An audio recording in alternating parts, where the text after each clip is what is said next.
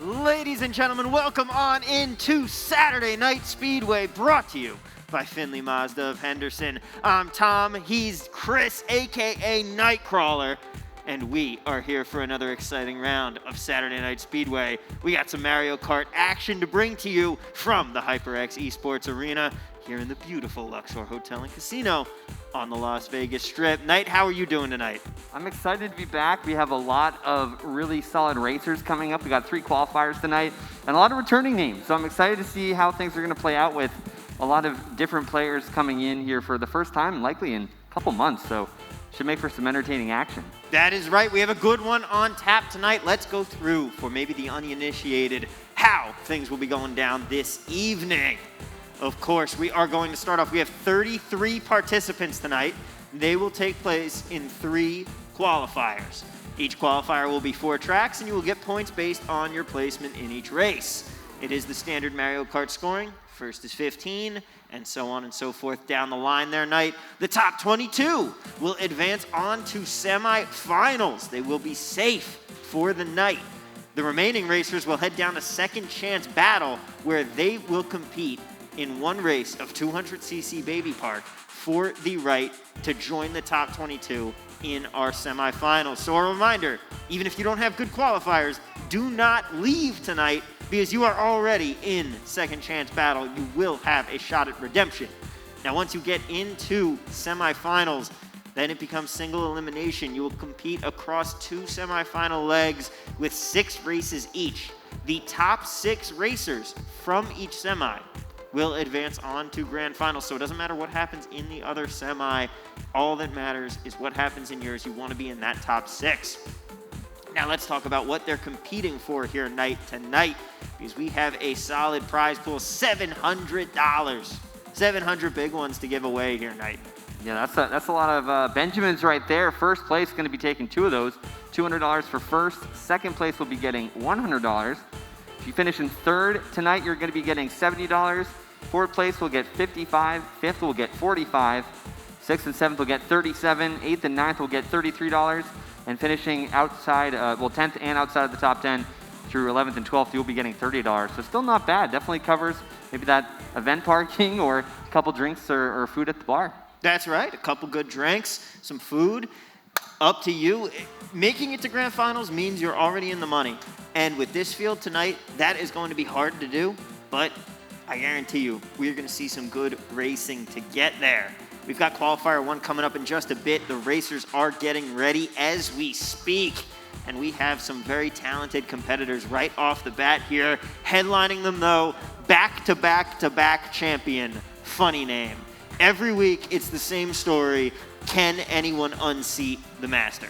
Yeah, I've even lost track that it's been 3 in a row. I mean, last week, or the last tournament we had, I've lost all sense of time here, but he won by nearly like 30 points in an incredible run. And I remember I was playing the last tournament, and I was lucky enough to outrace him in the qualifiers when you kind of can catch him off guard a little bit. But man, does he really tighten everything back up in semis and in finals. And he just kind of really ran away with it, and nobody could catch him. That is right. I mean, and that's what he does every time, you almost see. In the qualifiers, he's very much a racer who's just, I'm going to try out goofy loadouts. I'm just here to have fun, troll a couple people, and make it into semis and secure my spot. Once you get to semis, that switch flips, and he goes, okay, it's go time. It's time to compete, and the intensity gets just ratcheted up that much more. It really does, and what's interesting too is he's naturally the top-seeded player here, and with all the regulars, I mean, there's some seeding that goes involved here with the tournament staff, so he always plays first, so it's always fun to see how he'll set the tone and how all the other players that are accustomed to playing with him, how they'll react here in this first qualifier. That is right. We do have some other names here. Sports Joey, as always, is going to be looking for his shot. This could be his night. Who knows? But right now, it sounds like we are just about ready to get going. The Rolling Stones are at Allegiant Stadium tonight, and you know that it is time to start me up. Let's get to some racing.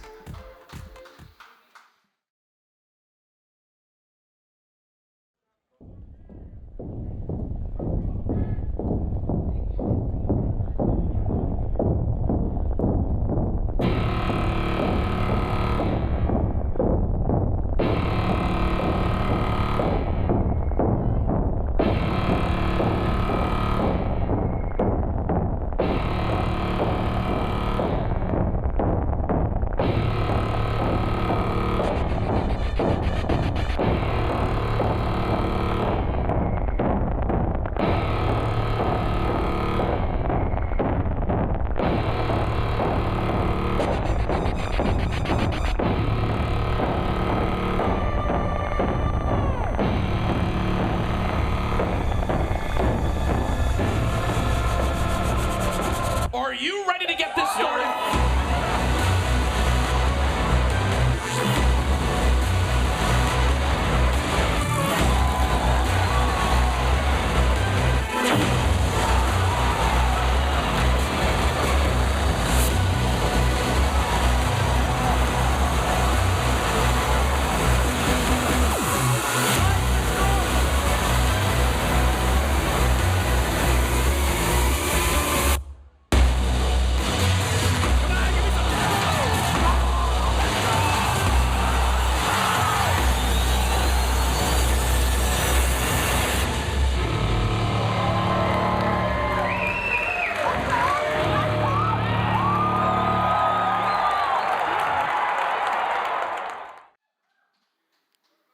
And we're off and running here on Royal Raceway for our first race of the night. You see our competitors there, stacked. Qualifier number 1, funny name, Vonnie, bruh. Sports Joey, Jinx, Ankles, Pickle, Axel, the Bean, the King, the Dog, and Good Matt. Yeah, a lot of racers here. We're here on Royal Raceway. Looks like Vonnie was able to get away from that red shell there, but this is going to be a really exciting track because there's going to be lots of opportunity for players to be able to take out first. But look at Vonnie, already has a sound horn there for protection. We're here with Brun. So many big names just because we only have 3 qualifiers. It's going to make these qualifiers specifically very interesting because of all the star power in them. That is right. Those guys up near the top, they're going to really want to fight and secure those spots in semis because the number to get into semis is going to be so much lower tonight simply because you don't have as many qualifiers, so you don't have as many people that are going to be racking up first place victories. That is true. And look at Jinx there with a red shell and the sound horn trailing Vonnie here. These two have kind of broken away from the rest of the pack, and it's really interesting to know. I think Jinx has been gone for a little bit. We also have Pickle in here that's been gone for a little bit, and that actually just forced Vonnie to use his sound horn there for protection. So we'll have to see how that's going to play out with other players in the back with their power items. Ankles getting hit there, has to burn one of his mushrooms, uses the other one around the final corner of lap 2. Funny name is up in 3rd place here, and you can see rocking what you might call an unconventional loadout, but in qualifiers lately, he's loved going with Mario. I honestly don't think I've even seen the ATV used at SNS before on camera, but yeah, that was a first. Man, Vonnie takes the hit there, and Jinx moves into first there with a red shell. And a bullet bill. Yeah, takes out Vonnie and Bruh. So we'll have to see who that bill is. And that might have been Sports Joey, actually, and the Toad. That could have been, but it's Jinx up in first right now. Red shell for protection on the final turn. And no one's going to beat Jinx. She is going to take first in our first race of the night. We've been waiting on Jinx to potentially make a run to a title. Could this be a sign of things to come? It very well could be. You know, I think that Jinx has a lot of potential. There was one time, and it's funny, Jinx had a similar fate to myself when I was in one of my positions to win a title, and it's the crabs on Cheap Cheap Beach really did her in, and they move a little bit, but I mean, you can avoid them if you know what you're doing, but sometimes you can't if there are other items like laced on the ground. So hopefully, you know, she'll rebound, and it's a very early point in the night. We're only 1 race in, but she definitely has the potential to move on to semis and be a finals contender. I mean, 2 first-place victories in your qualifier is going to most likely secure you a spot in semis right off the bat. So she's already putting herself in a great position. Let's see where we are going to be ending up. But pot 8, it looks like. Oh, no. Oh, Knight, don't let this happen. Oh, no. Don't tell me. Oh, I think we're going to have to reset here, and we are not going to be going to Mute City because somebody left their game. Looked like some player accidentally left the lobby and didn't join back in time. This would have been Mute City, but realistically, like Tom said, we'll have to see if this race will be live and if players are going to take the start. Some of them might have been already advised by the team to just kind of take this one easy, but we'll see how this plays out. Yep, they're going to have to disconnect that, which means we have a chance to talk a little bit here. Knight, how have you been doing? It's been 2 weeks since we last saw each other for the last SNS. Yeah, no, been doing good. Been working a whole lot. I'm doing some stuff with EG. We kind of have a Vegas-based 200cc team. It's kind of cool. On the online side, there's a lot of players here that are regulars that do play online competitively. They introduced this new league on Friday nights called Pacific League, which is really great because it caters to Japanese, Australian, and West Coast teams. So kind of focused on building a team predominantly around the Vegas community and a few other close friends of ours. So see how that goes. It's going to start in 2 weeks. Interesting. Any names that we might be familiar with? So we got Funny Name, in this qualifier alone, we got Funny Name, Vonnie, and Ankles that are part of the team. It's called the Wolf Pack, part of EG. So it's just something that we're trying out. We also got Garchomp, who plays with Post Meta, and a whole slew of other players. Geronimo, when he comes in. Mega, who is on the tournament team. He's one of the ESAcer as well. He's on it. So it's just kind of a mix of different individuals. I actually loaded up Mario Kart myself a couple weeks ago, played a little MK Online, and wouldn't you know it, I ended up in Mega's lobby.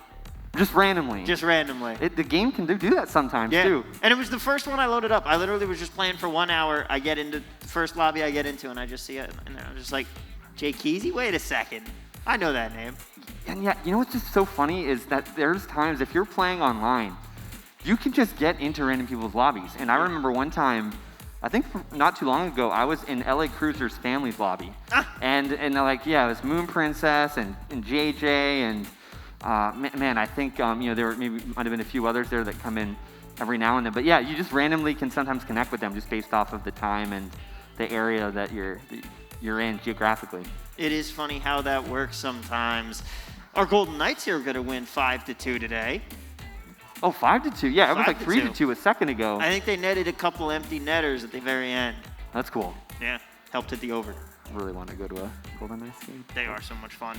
They're on the road, of course, tonight because, let's face it, Vegas is packed right now. Getting in here was a challenge because you got Allegiant Stadium, you got the Stones in town. There's a fight going on at T-Mobile tonight.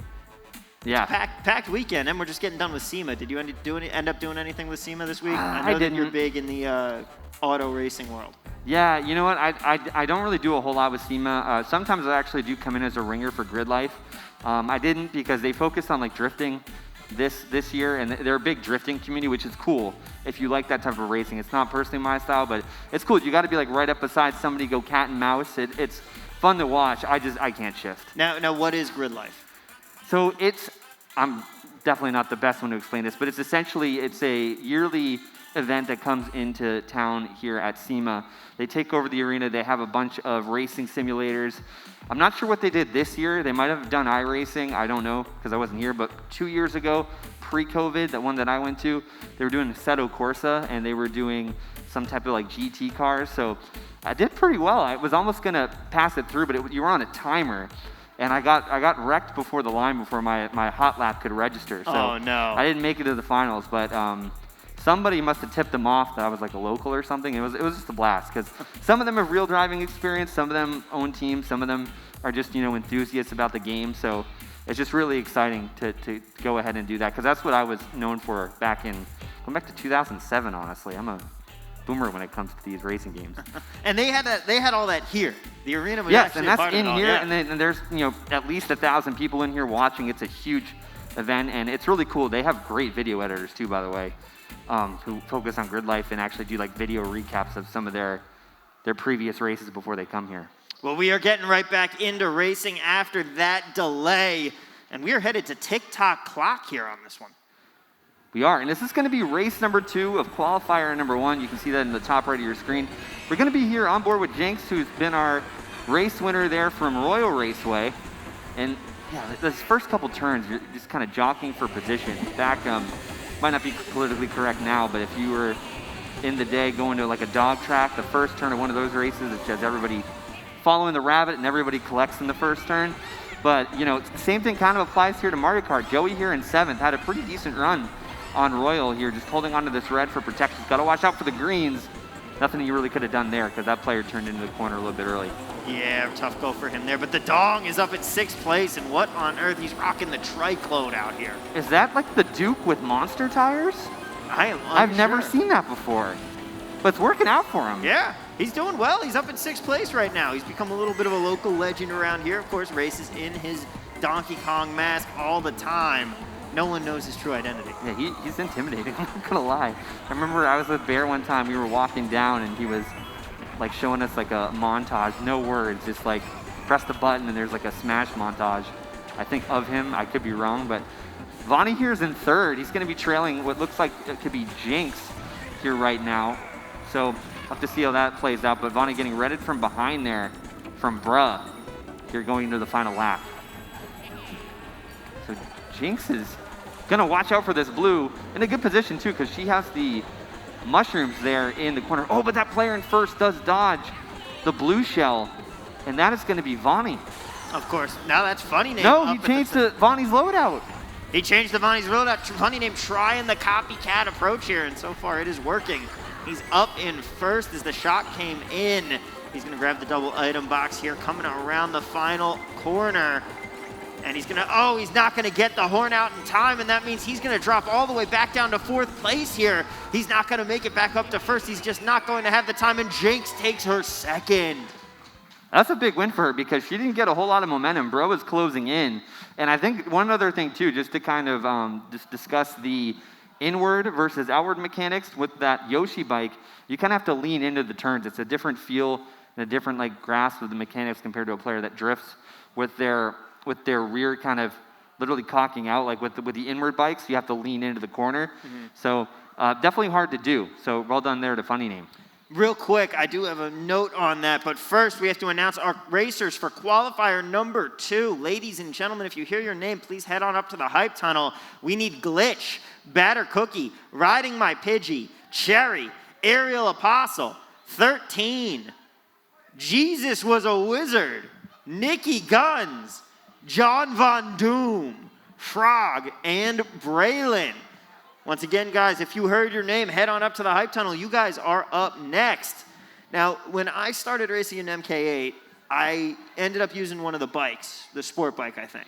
Mm-hmm. And it's an inward bike, and I just started off on that. And I got so used to the inward drift mechanic that when I tried to use something else, it has thrown me off so much because I'm so used to that's how you have to turn in. It's just what feels intuitive to me at this point. It's a whole lot of personal preference. And one of the interesting things is that when I play competitively online, I play with the Spanish community. So it helps me with my Spanish, and they all mainly play inward. There's a few players here that like Vonnie consistently does, Jadex consistently does, Garchomp when he's in town consistently does as well. And it's just kind of a personal preference type of a feel, but they're some of the ones that have really mastered it. We're waiting right now as everybody gets ready for this next race. Looks like we're waiting on Bruh, but I assume something else is holding us up. So we will find out about that in just a bit. But more of a peek into the amazing life of Knight. You really do need to write a memoir. So how many languages do you speak? I only really speak English. If I tried, I probably could have been fluent in Spanish, but I also got laid off from my entertainment job back in 2020, so I kind of lost a little bit of that touch. But I'm decent enough to understand conversations orally. I'm probably like a 5 out of 10, but, still a work in progress. I like to use Duolingo and, just catch up and learn a little bit every now and then, yeah. Duolingo is great. I need to get back into it. During the pandemic, What's your language? I started trying to teach myself Italian. Oh, okay. My dad is really into it. Like, he's got, for his birthday last year, I got him lessons, like with a private tutor and everything.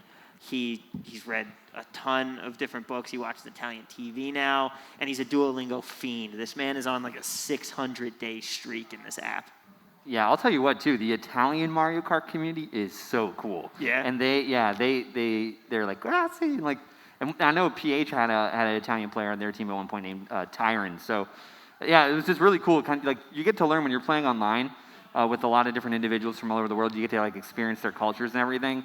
And the Italian community, they just had the World Cup, I think, a couple months back. They really impressed everybody with their Mario Kart skills. That is awesome. Well, we're going to be headed to Hyrule Circuit here for our next race. Race 3 of 4 in this qualifier number 1. They are loading in. We are going to be off and running. Can Jinx make it a three-peat?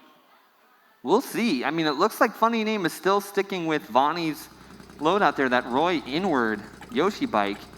And it looks like maybe Vonnie actually switched to Waluigi. So this will be a really interesting start. It looks like Vonnie and Bruh are the ones jockeying for position. Funny Name here, though, here in second as well. You're going to kind of see him kind of leaning in, but he does have to take different lines than some of the other players. This is good Matt back here. Got the smart steering on for some, added protection. That way it doesn't fall off. But, to each his own. It's all personal preference. I personally love smart steering, some of the faster modes. And this here is going to be one of the other players, definitely not player name, but going to be in that Toad teddy bear loadout. And back to the Dong, though. He's taking up a lot of surface area with that loadout, but hey, it's working for him. Absolutely loving what the Dong is rolling with here. Unfortunately, he hits that rock, and that's going to kill all the momentum he had. He's going to launch that bomb, and it's going to hit just a bad sequence there for the Dong. To be honest, you can actually be pretty successful ricocheting it off of that start-finish line banner and back. Bruh, wow, I think avoided that red shell because of the star behind him. But yeah, the Dong's just got to be a little bit careful. That loadout that he has is going to be an outward loadout, so he's got to watch out for that rear tire not hitting anything when he's going to be going through some of these tight corners. Funny name though, no problem. Doesn't get the best no item shortcut there going over that grass area. And now, what do you think of the difference between taking that no item shortcut versus grabbing the actual item box? Because that's one of the few shortcuts in this game that is actually risk versus reward, and it's a balance between the two. It really depends on your position and what you have. Funny name was trying to go over there for distance. The shot comes into play there. That's going to dodge the Dong, actually, who's now back all the way up into 5th. But yeah, funny name, I think he just wanted to go for the distance and try to go for outrunning everybody. And a second shot comes into play. So that was awfully fast. That could have been maybe the Dongs or somebody must have pulled that, because what ends up happening is that the shock isn't in play for about 30 seconds after one's used. So that second shock had to have been in play at the same time. Funny name has a healthy lead, but it's evaporating before his eyes as he gets hit with the red shell while trying to go across the shortcut. Doesn't have any items left. He's going to get hit again, and once again gets passed up on the final turn. He's going to have to settle for second here as Vani takes first. Yeah, well played there by Vani. Funny name was a sitting duck, and that's the problem too, especially when you're in first like that with those shocks coming into play. Any player that gets into an item box behind you is just going to inherently have an advantage. And for Funny Name, that's just one of the trials and tribulations of just trying to outrun everybody. The item RNG will catch it back up to you. RNG was certainly not kind to him there. Jinx's perfect streak ends at 2 races, but she still finishes in a solid place, either 3rd or 4th there in that one. She is well and through to semifinals, as are most likely Vani and Funny Name as well. Yeah, for sure. I mean, so right now it's just a little bit about having fun experimenting and trying to try some different strategies, because they're not going to have that luxury going into the semifinals. Yep. And we're headed to Grumble Volcano for our final round of qualifier number 1 here. This is also a fun track too, because you can kind of draft off of people. It's going to be interesting with the inward players, how they're going to approach this. So top 2, Funny Name and Rar, they are going to be on that inward Yoshi bike. I honestly see how it plays out. Track. I have a love-hate relationship with this track. I played this on 200cc right before I came here, and I remember just getting wedged into a wall. So as of right now, my thoughts are pretty negative, but if you can kind of get a clean first couple turns, you should be in good shape. This is the Bean, going to be shrooming up, getting a good little line there. Doesn't get the double, but does get some items there for his protection. Potentially, it's going to be a green shell as he's trailing what looks like Bruh there. Oh, but gets rid of it, but Bruh taking the glider is able to avoid that green shell. Joey's going to be up there as well in 4th. Vani here in 4th as Joey passes him. And looks like Vani's going to get 2 shrooms there for his troubles as well. 2 shrooms, always good for a Saturday night, I suppose, on the track, right? I guess on the track. I mean, it really depends on where you are on this track. I mean, the shrooms are going to be really useful, because this track, what's interesting about it is the landscape changes lap to lap, and especially on that final lap, being able to take this little cut there at the end, you probably will notice it here pretty soon. It's very useful to be able to pass a lot of people at a good time. The Dong going to get hurt there, drop down to 10th, but Sports Joey's up in 3rd with 3 shells and a mushroom. He's going to fall to 4th there, going to start firing those off, but gets screened out of the items, so he's going to hold on to a couple. Still 1 lap left to go as Bruh is going to try to aim for his own banana on the dodge, but can't avoid the blue shell there. Yeah, that banana was sitting there. There's a shot coming into play. This isn't going to be bad, because everybody's going to go into these item boxes here, so it wasn't the best shock usage in my opinion. And one thing too is when I noticed Joey did go wide, he didn't chain his items, so he did lose a little bit of track position. So especially on this last lap, having the tightest line as possible is going to be what you're going to want to do going forward. And it looks like Pickle is a little ways behind, but she's been really improving ever since we saw her. I know it's been a couple months since we last saw her. The battles for first, Fire coming in, going to third place. Doesn't look like anyone was affected though. Vonnie uses that mushroom there to try and extend his reach on that glide. Bruh is in second, but fires off the dual red shells, trying to grab first. It looks like he's gonna do just that. And Bruh takes it around the final turn, and Bruh grabs first place. Yeah, great job there by Bruh. Funny Name gets stuck in second again. He won't really care because he's still on, and that's really what matters at this point.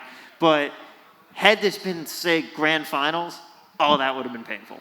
Yeah, and I think what Funny Name was doing is he was trying to take a time trial approach and just try to outrun everybody.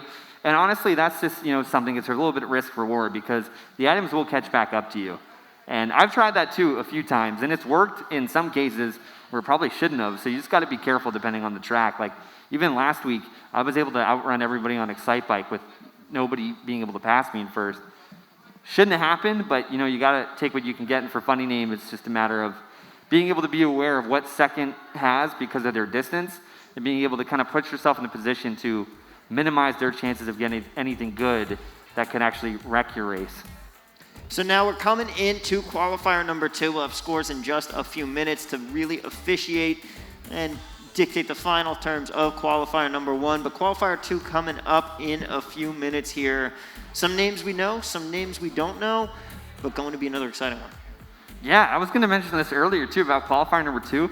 They definitely win the best names contest. So I'm really excited for this qualifier coming up too because John Von Doom and Jesus Was a Wizard. I mean, unknown names. We don't know where they're going to stack up.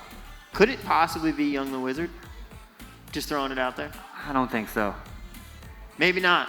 But right now we do have scores from qualifier number 1. Let's put them up on the board. Jakes takes home first place in the qual with 47 points. Funny Name falling just behind with 45. That's going to tie him with Bruh. Vonnie finishes with 41. A healthy total for him as Ankles comes in 5th with 36. Sports Joey with a very nice 27 points to his name here. The Dong with 17. Pickle with 16. The Bean 13.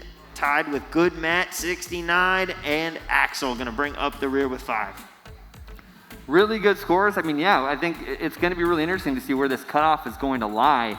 And with this qualifier, what's interesting is there's that gap between Ankles and Joey into 7th place there.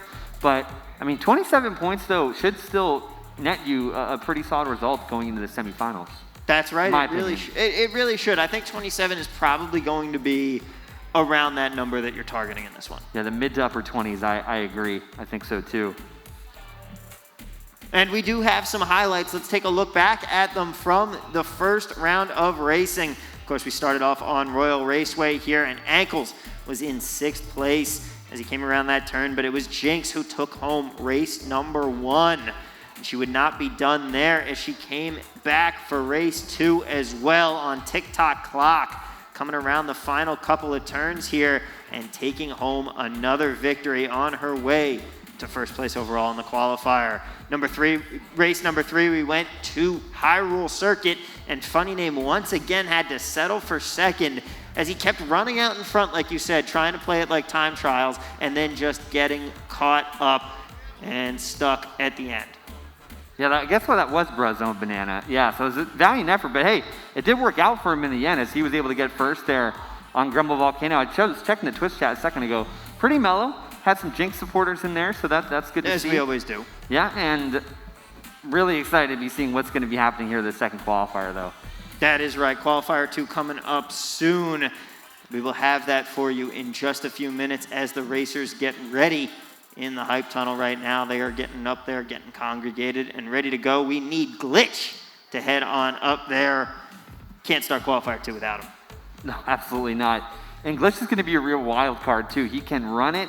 He can also pull shock and do everything in between. He's really good with his items, so every player kind of has to watch out for him. He's definitely one of the threats to not only make it to the finals, but be a contender for the night when it's all said and done, too.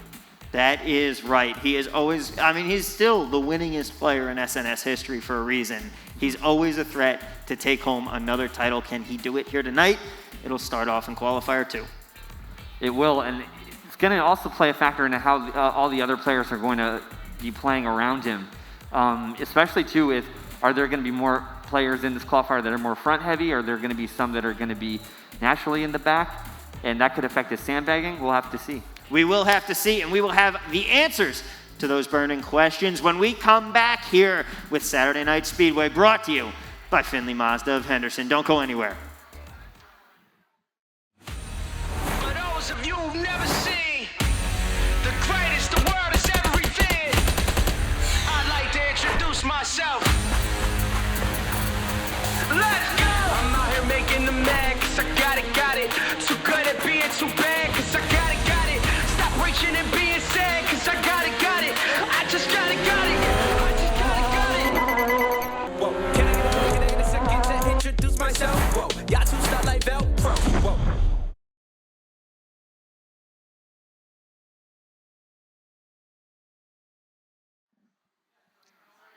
Ladies and gentlemen, welcome back on into Saturday Night Speedway. We are getting ready for qualifier number 2 of 3 here tonight. I'm Tom, he's Chris, but let's face it, everybody knows you as the Dark Knight himself.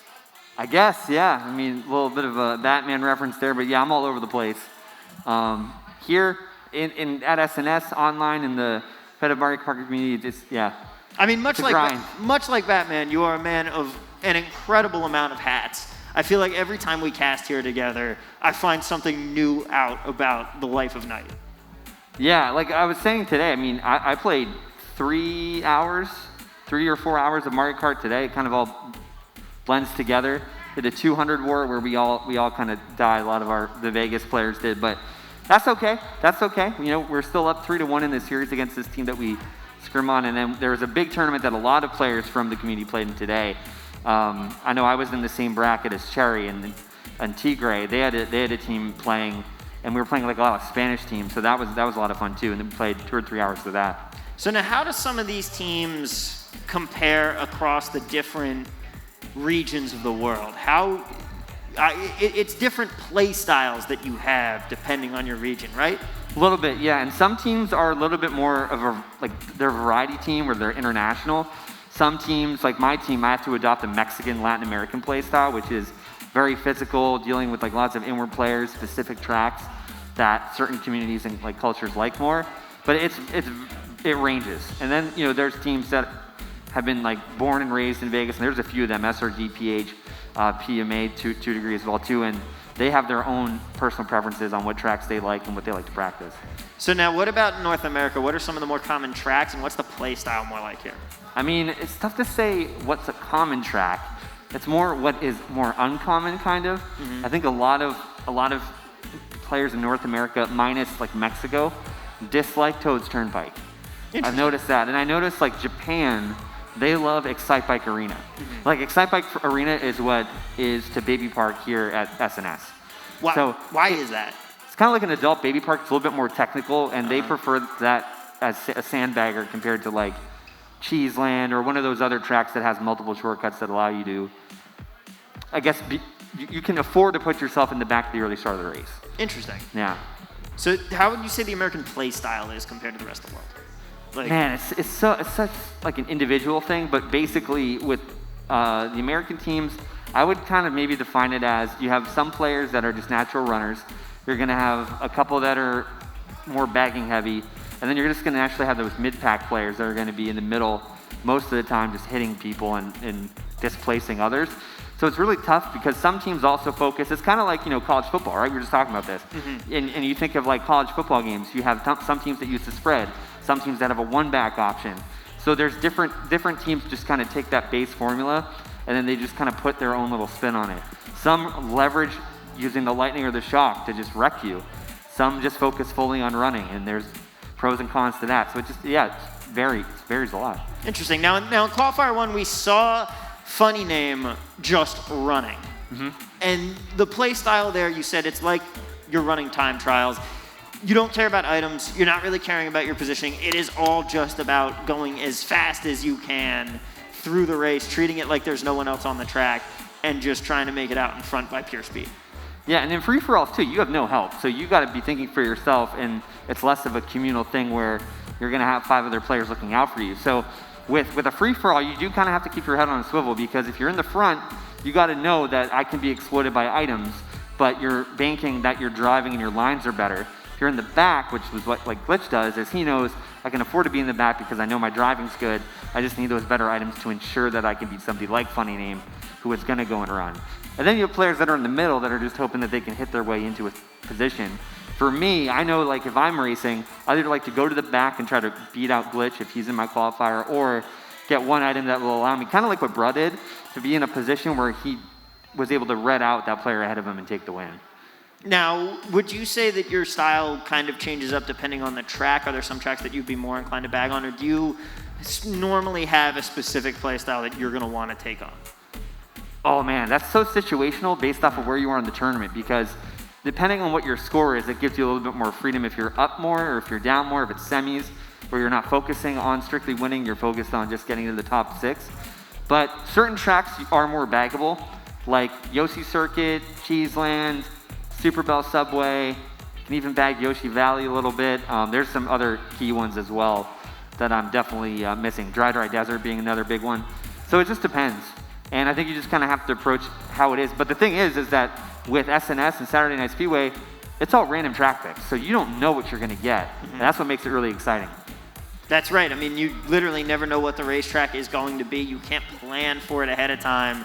It's why when that Baby Park race comes up, there are so many groans, because you would obviously love to be carrying a different loadout into something like that. Yeah, and with Baby Park, I mean, the reason I got the plaque is because there is a probability of how you can go and you can take Baby Park is you make your move between lap 4 and 5, depending on where first is.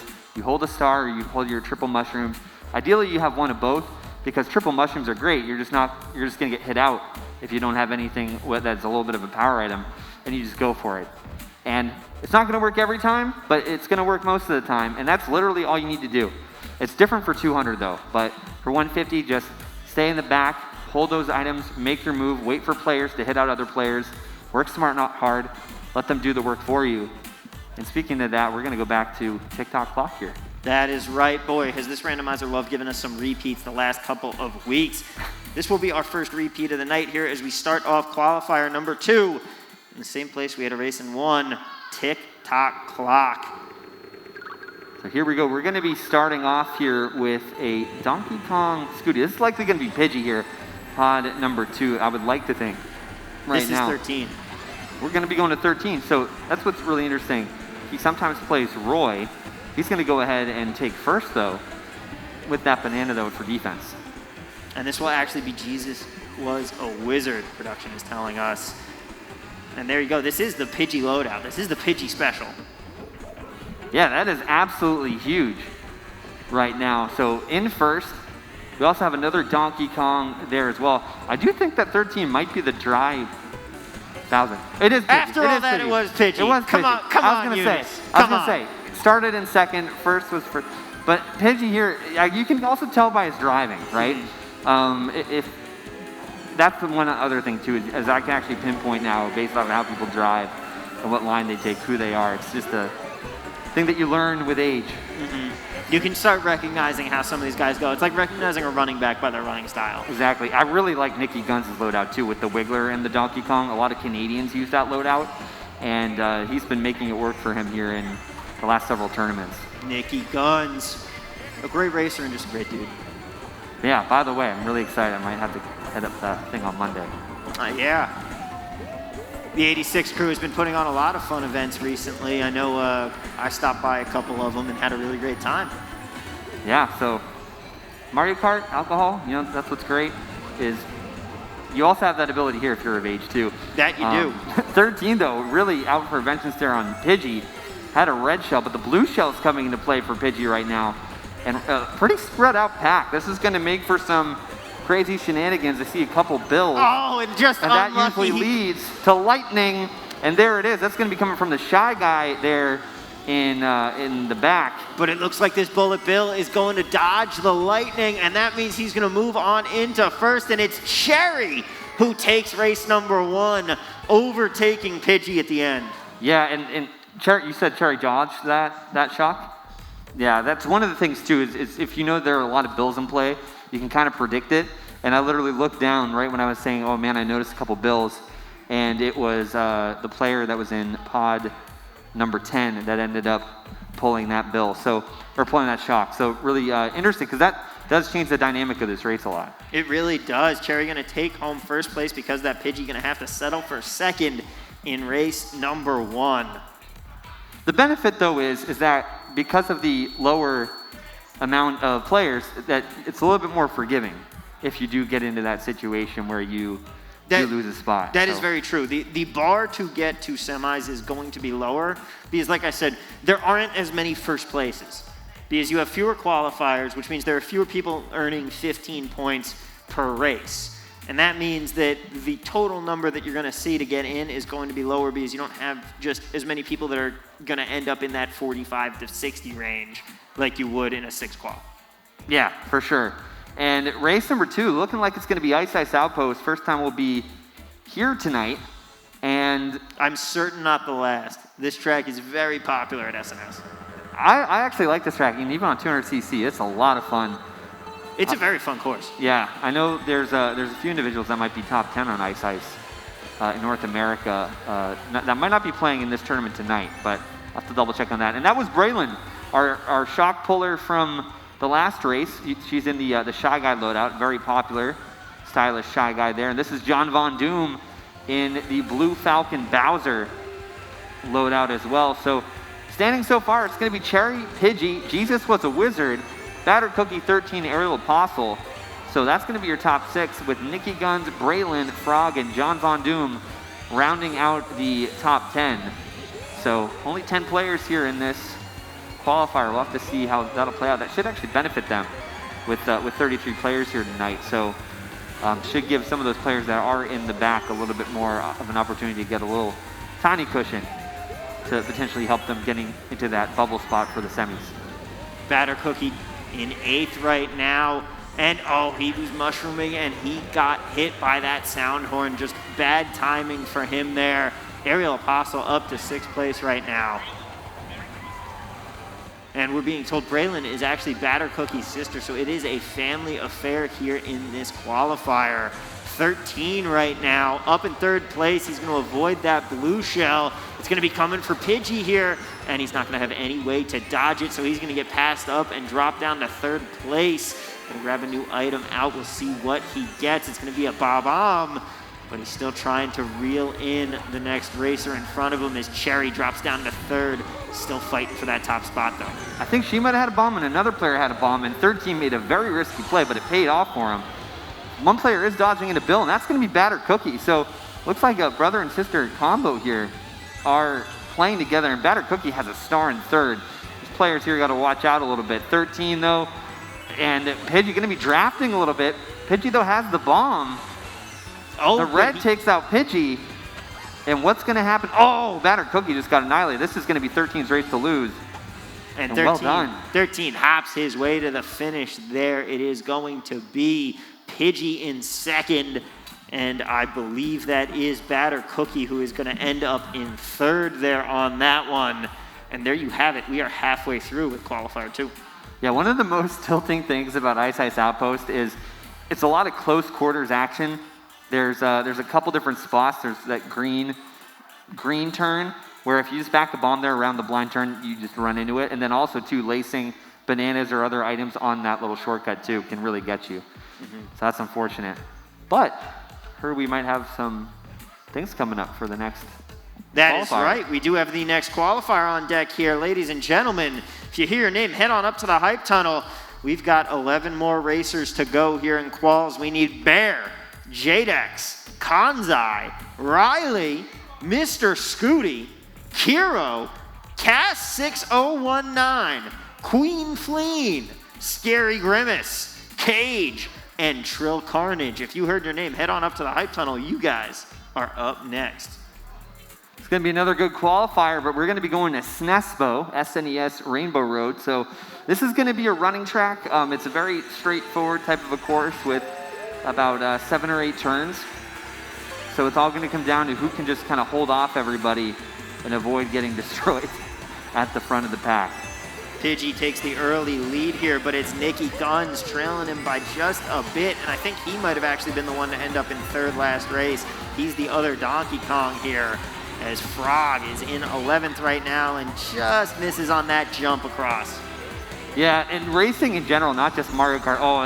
I've done that before in semifinals, so I can't talk. But you follow people's lines, it can get you in a lot of trouble in racing, because if they make a mistake, you're going to be right in the same position as them, even if they are faster than you. So it's a good attempt, but you just got to be a little bit careful when you're following other players' lines. And Jesus Was a Wizard, though, doing a pretty solid job keeping up. He's in 4th overall right now. In 2nd place here, we'll have to see how this is going to play out as Nicky Guns. He takes himself out trying to take out Nicky Guns. He came for him. There's 3 Donkey Kongs out there right now, but it's going to be Pidgey up in first as the shot comes in. He's going to cross the finish line. He's on to lap number 3 with a decent lead, but he's got someone chasing him down right now. That might be Cherry. Batter Cookie in 3rd with triple plantain protection here. A lot of those players that we saw did not get items from that shock, so that's a really interesting shock play there. But Cherry here in 2nd, 2 mushrooms here, trying to chase down Pidgey, and Pidgey's going to have a little bit of a gap, but what is Cherry going to have? She's going to have a red. Is she going to hold it for 2nd? That blue is not going to play a factor. No, it is not going to make it in time. She's going to hold on to that red and just say, you know what, I'm keeping my position. I'm guaranteeing myself 2nd here. It's qualifiers. Your goal isn't to win. Your goal is to lock in a top spot. Yeah, no, if you're in that situation, and that could have played out a whole lot differently, if Pidgey actually had checked out and crossed the line, then the blue shell would have actually registered to that next player that hasn't crossed yet. So I'm sure, Cherry in that situation probably making sure that she's good to at least be able to have that position to just maintain 2nd. So that's right. In that case, it made more sense for her to not use the red shell and make sure Pidgey was able to go forward first and guarantee that the blue shell wouldn't come after her. Right, because then you fall in that other position where if you have that red out and the blue takes that out of the equation, it opens you up to everybody behind you just spamming stuff too. So all of those thoughts go into your head literally as you're rounding a turn, and that's what makes this game really exciting. It's moving chess at however many miles an hour they're going. And we're going to be headed to Yoshi Circuit here for our final race. Another very baggable track here. This should be fun.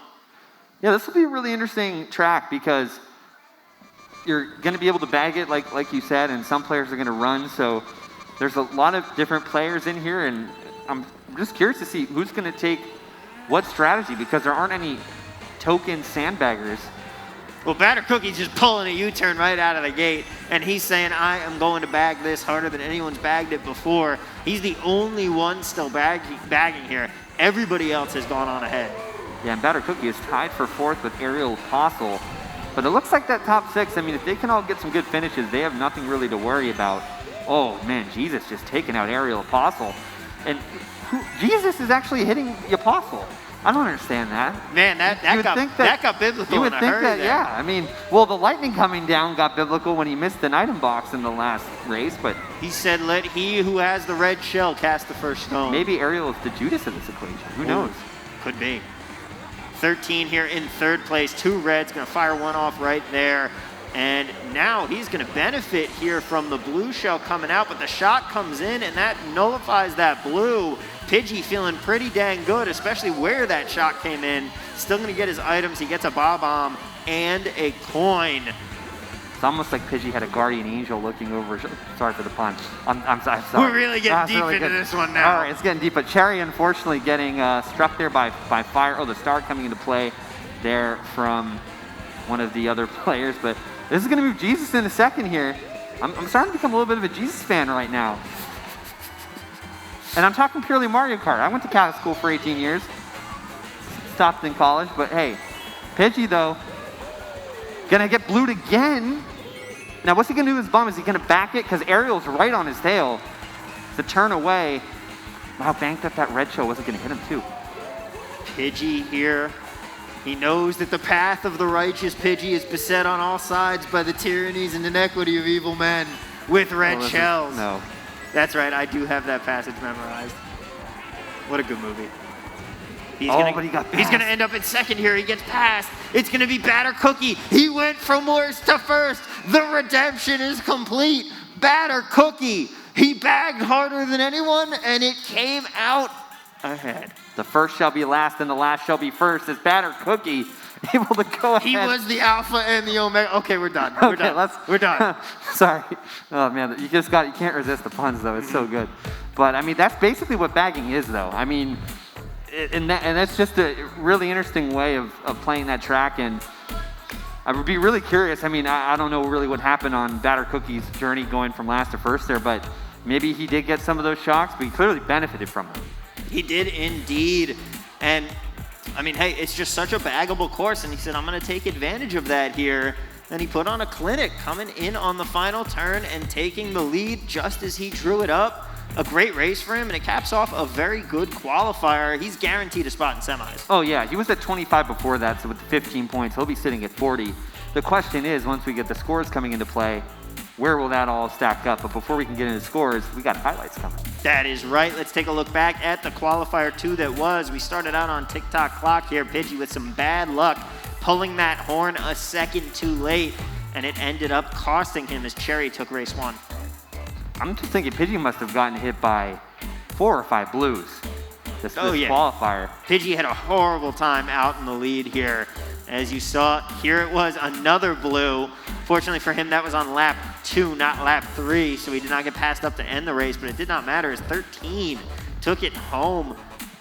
He made some aggressive plays that race, and it paid off for 13 there. Frog, unfortunately, getting hit by the swamp, but still continuing on. Cherry, though, going to go, but hey, I guess he did get hit by that blue as well. Another blue hit there for Pidgey, and this is Jesus Was a Wizard. Man, I mean, Aerial Apostle's just been, it's funny, he's been getting clipped, but it's also put him in a position to put some really interesting plays into place to get himself back into the top of the standings. Second blue of this race there for Pidgey, I think, too. He had the one that missed, but I think he also got hit by another one, so he got hit by a total of 3 blues there. In that one, I think. And there were 3 others, too, so that was 6. Yeah. Holy cow. Oh, man, thank God we weren't doing the hot sauce challenge. And then he, on TikTok, too, he had the sound horn. Then he got shocked. But, yeah, that's really annoying when you get blued and then you just pull the sound horn. You're like, hey, could have been an item box earlier. But, you know, life hits you fast sometimes, you know? It do be like that sometimes. Yeah. We're also hearing that we need Jadex. I know I saw him around. And Carnage.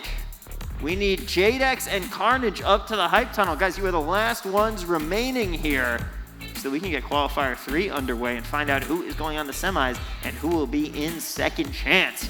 2 qualifiers down, 1 to go. Just waiting on some scores here and seeing officially who placed where in qual 2.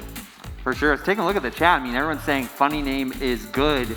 Even qualifier ago, people are still talking about funny name as a potential favorite. So that'll be interesting to see how that'll play out. But yeah, I'm really curious to see how this stacks up because a lot of the players in this particular qualifier all were, in the top 6 at least, were all north of 20 points going into this final race.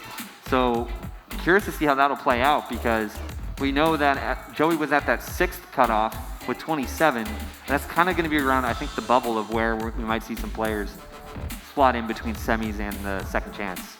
That is right. We just have to find that out. I'm being told we'll have scores in just a second, and that second is up. Let's see where everybody lies. Riding My Pidgey cruises away with that qualifier. 51 points, going to put him in first. Batter Cookie right behind him with 40. Cherry, 3rd place with 39, going to tie with 13. Jesus Was a Wizard with 34. Aerial Apostle right behind him with 32. Nikki Guns as well with the 32. Braylon with 15, Frog with 9, John Von Doom with 8. Wow, a whole lot of big scores in that one. Yeah, Nikki Guns 32, that's really good too. I mean, top 7 all being north of 30. That's definitely going to put him in a pretty solid position here. We could see 7 racers from that qualifier. 7 out of the 9 head on into semis. We will have to see. But we've still got qualifier 3 coming up in just a minute. Don't go anywhere. We'll be right back with more Saturday Night Speedway, brought to you by Findlay Mazda. We take a peek into the life of a modern human male. He appears to be encountering some difficulty. He seems to be in a state of disorientation, befuddled by his environment. Our subject is at his wit's end, but then he makes a discovery. Life isn't 2D, so don't listen in 2D. Get the HyperX Cloud Orbit featuring Odyssey planar magnetic drivers and Waves NX 3D audio technology. Experience ultra-realistic 3D audio and game like you live.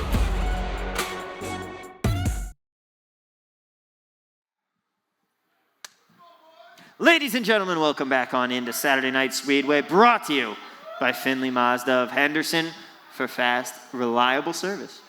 Yeah, I love Findlay Mazda too, just kind of as a, plug. I mean, I got my car service there for a 2-year period when I lived in Henderson. Great dealership. And no, I'm glad too. I mean, I know that it was Findlay Volkswagen before, rest in peace, but hey, Findlay is back and we're really excited too to be seeing Mazda on board. And I really love the cars too. I mean, they're really reliable. I have a 2017 Mazda with 17,000 miles on it, put barely a dent in the mileage, and it's just, great reliable car. Yeah. How did the old tagline go? Zoom, zoom. Yeah. Great cars, great commercials too. Yeah, and they actually have some good race cars now too. If you're big into kind of like the racing scene, Mazda's been making some good race cars. That's right. They've really been coming on, trying to invest more in that side as well. Mm-hmm. And you got to just head on down there and go check out the awesome selection of cars that they have. Yeah, it's really cool. It's like in the corner, like right on Eastgate in the auto mall. So it's really convenient too if you live in Henderson, just to go down there and get a service. Mm-hmm. I might have to head on down there because it's starting to get to the point where my car is making an sound when I turn it on, and I feel like that's not good, and I'm very worried that we're close to the end. Well, I wish you the best of luck. I mean, Mazdas are really reliable. I mean, I leased my car and then I owned it, which probably is the best thing to do, I think, from a financial perspective. But for me, because I didn't know if it was going to be in Vegas for too long, it worked out. And yeah, I had a great experience. But I mainly went there to get the car serviced. And I mean, they just do a great job. Yeah. I mean, I think that if mine continues to go the direction it appears to be going, I might be heading down and looking for a new one with them soon. Yeah, they even honored my my warranty, when I had a lease even coming into Las Vegas. So pretty excited about that. They didn't have to do that, I think. But we're going to be getting into qualifier number 3 here pretty soon, and I'm just really excited to be seeing what's going to come into play. I see the results there from Q2 right ahead of me, and I mean, that 7th on back split, this final qualifier is really going to determine how things are just going to shape up, because what's really interesting is all of the scores that come out of qualifiers literally shape up how the semifinals are going to be seeded. So it really can affect how you're going to play, because when I played last week, I was number 2 to Bear, and I made a joke to Bear because he put me into the worst semis, but it's just I guess the word would be, with just the lower turnout, it's just super sensitive. One person can make or break where you're going to line up and stack into those semifinals. It's true. It can throw everything off, and there'll be a couple people in here looking to play spoiler and maybe steal a spot in semis away from some of the racers that we have already seen. Only 22 will make it on. The rest, they're going to head to second chance battle, where they will have one last chance to fight for survival. 12 racers enter, only 2 will leave and take those final 2 spots. It'd be really cool once we get to that point, not to get ahead of ourselves, but to see who those spoilers will be. But 2/3 of the entire group tonight, the field, will be advancing into semifinals. So there's going to be several players in here that will punch their ticket. It's just a matter of how many, as we're going to be getting into this qualifier very soon. So it looks like we are getting one more player, I think, ready to go. So we will be getting started momentarily. Yeah, if just one more player could kind of just get punched in, we can start punching some tickets onto semis and see where the rest of this night is going to take us here tonight. Yeah, I'm really excited. I mean, once we get into these deeper rounds and we get into the chaos of second chance, I mean, it really goes up a whole notch. But I'm excited too, just to kind of see what the RNG is feeling like here with some of these tracks. I mean, there's no wood around here, but knock on we got TikTok twice, and that was it. Everything else has been pretty much a variety pick. So hopefully that continues. Indeed, hopefully it does. Hopefully we see some tracks that maybe we don't see a lot, perhaps a Wild Woods. I know you and Nora just love Wild Woods. Nor particularly loves that track. I like it. It's a good track. It is actually a really interesting track because of the fact that if you get hit at part of the stage, you're actually going with the current of the water. So it actually helps you. Then there's kind of a little technical section if you do want to like drift or trick into boxes, and then you have that little cut at the end, and you have those ramps leading up to it. Oh, hang on a second here. I hate to cut you off there, Knight, but there's been a development. It looks like there's a new mask on the dong. Oh, it is a new mask. It is a new mask. I just saw him walk by. That's an update. Nice. By the way, the dong really liked your hoodie too, because you got that little like fluff thing. Oh yeah. It's got that fur-lined parka. Oh, it actually works well with the ears. That's yeah. Cool. It's got the ears. That's definitely paper mache, it looks like too. He's upgrading. He's gone polygonal. Yeah. He's the dong in 3 dimensions. Oh, it is. It is polygonal. And the thing too is last time I saw like paper mache was with Batter Cookie for one of the costume contests. I mean, Batter Cookie exists to win costume contests. Yes. That family has those on lock. The Bullet Bill, the Thwomp. This is the Thwomp, yeah. I remember somebody was talking to me the other day about, was there going to be a Halloween thing going on for SNS? I think with the timing, just didn't work out. But, you know, whenever somebody said, well, who won the costume contest? I'm just like, Batter Cookie. Yeah. Like, I don't even need to hesitate. I just know, yep. You know? And there are some other really solid costumes, too, that I still remember. I mean, Geronimo had the guy from the Goofy movie. Yes. What was his name? Powerline. Powerline. Yeah. Yep. I mean, there were some really good ones. I can't wait till that happens again. That October SNS was so much fun. I had 2 friends from just out of town just show up and just start heckling everybody. It was like, I was like, oh my gosh. That was a very fun night. That SNS 100 was another great one too. SNS 100 was phenomenal too. We had, I think, 60 players. Some of them were traveling in, and everyone was super cool. You know? We packed the house. We had 72. Oh, yeah. Yeah. And a lot of them were flying in for that, which was exciting. Speaking of that, we're going to Thwomp Ruins here. Bear, Jadex, Kansai, Riley, Mr. Scooty, Kiro back in action.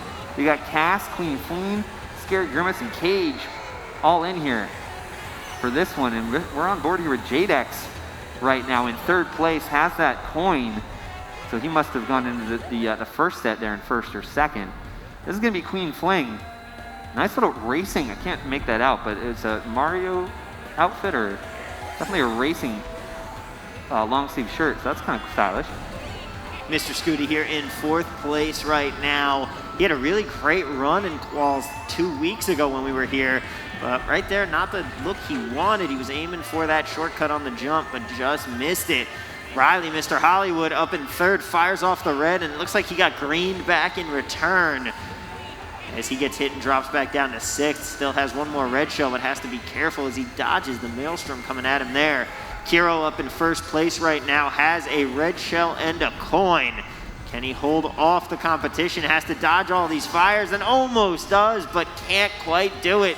Gonna get passed up by another Roy here, who also has a red shell, and then it's Jadex tearing up to the front of the pack with a sound horn. He's gonna use that right here, and No, he used it before. That's what I don't understand. Is I think there was a green shell thrown at him, and he used that early, but it doesn't necessarily matter. He'll still be in a better position here after the shock.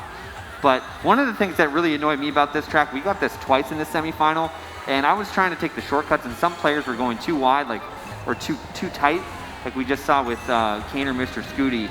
And it's pretty frustrating if you know how to nail that and you're getting just kind of hit by barrage of fire like we just saw. Bear has taken over 1st place for the moment, has a coin and a plantain for some defense. We're on to the final lap here and coming around to the final couple of turns. He's going to grab that mushroom off the ground, says thank you very much. Now he's going to pop that coin. What's he going to get? Another coin.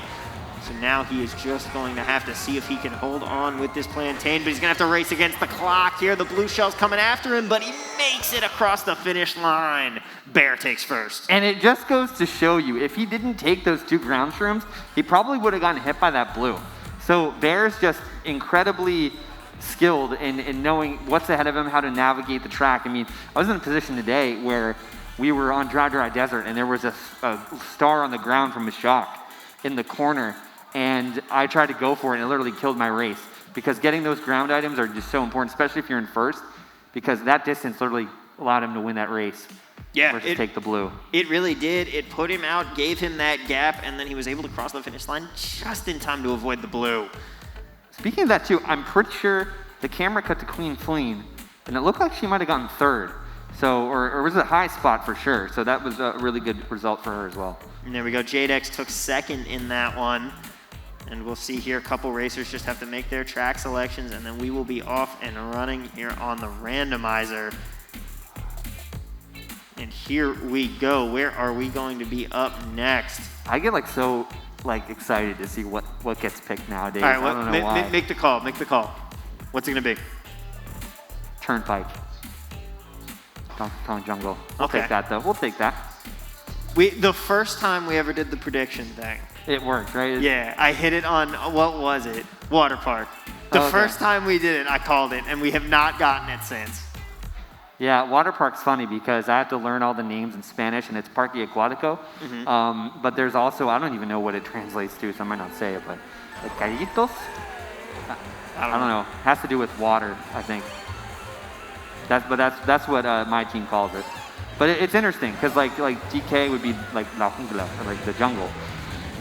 But I'm also really excited to see and interested what Kiro's going to do here.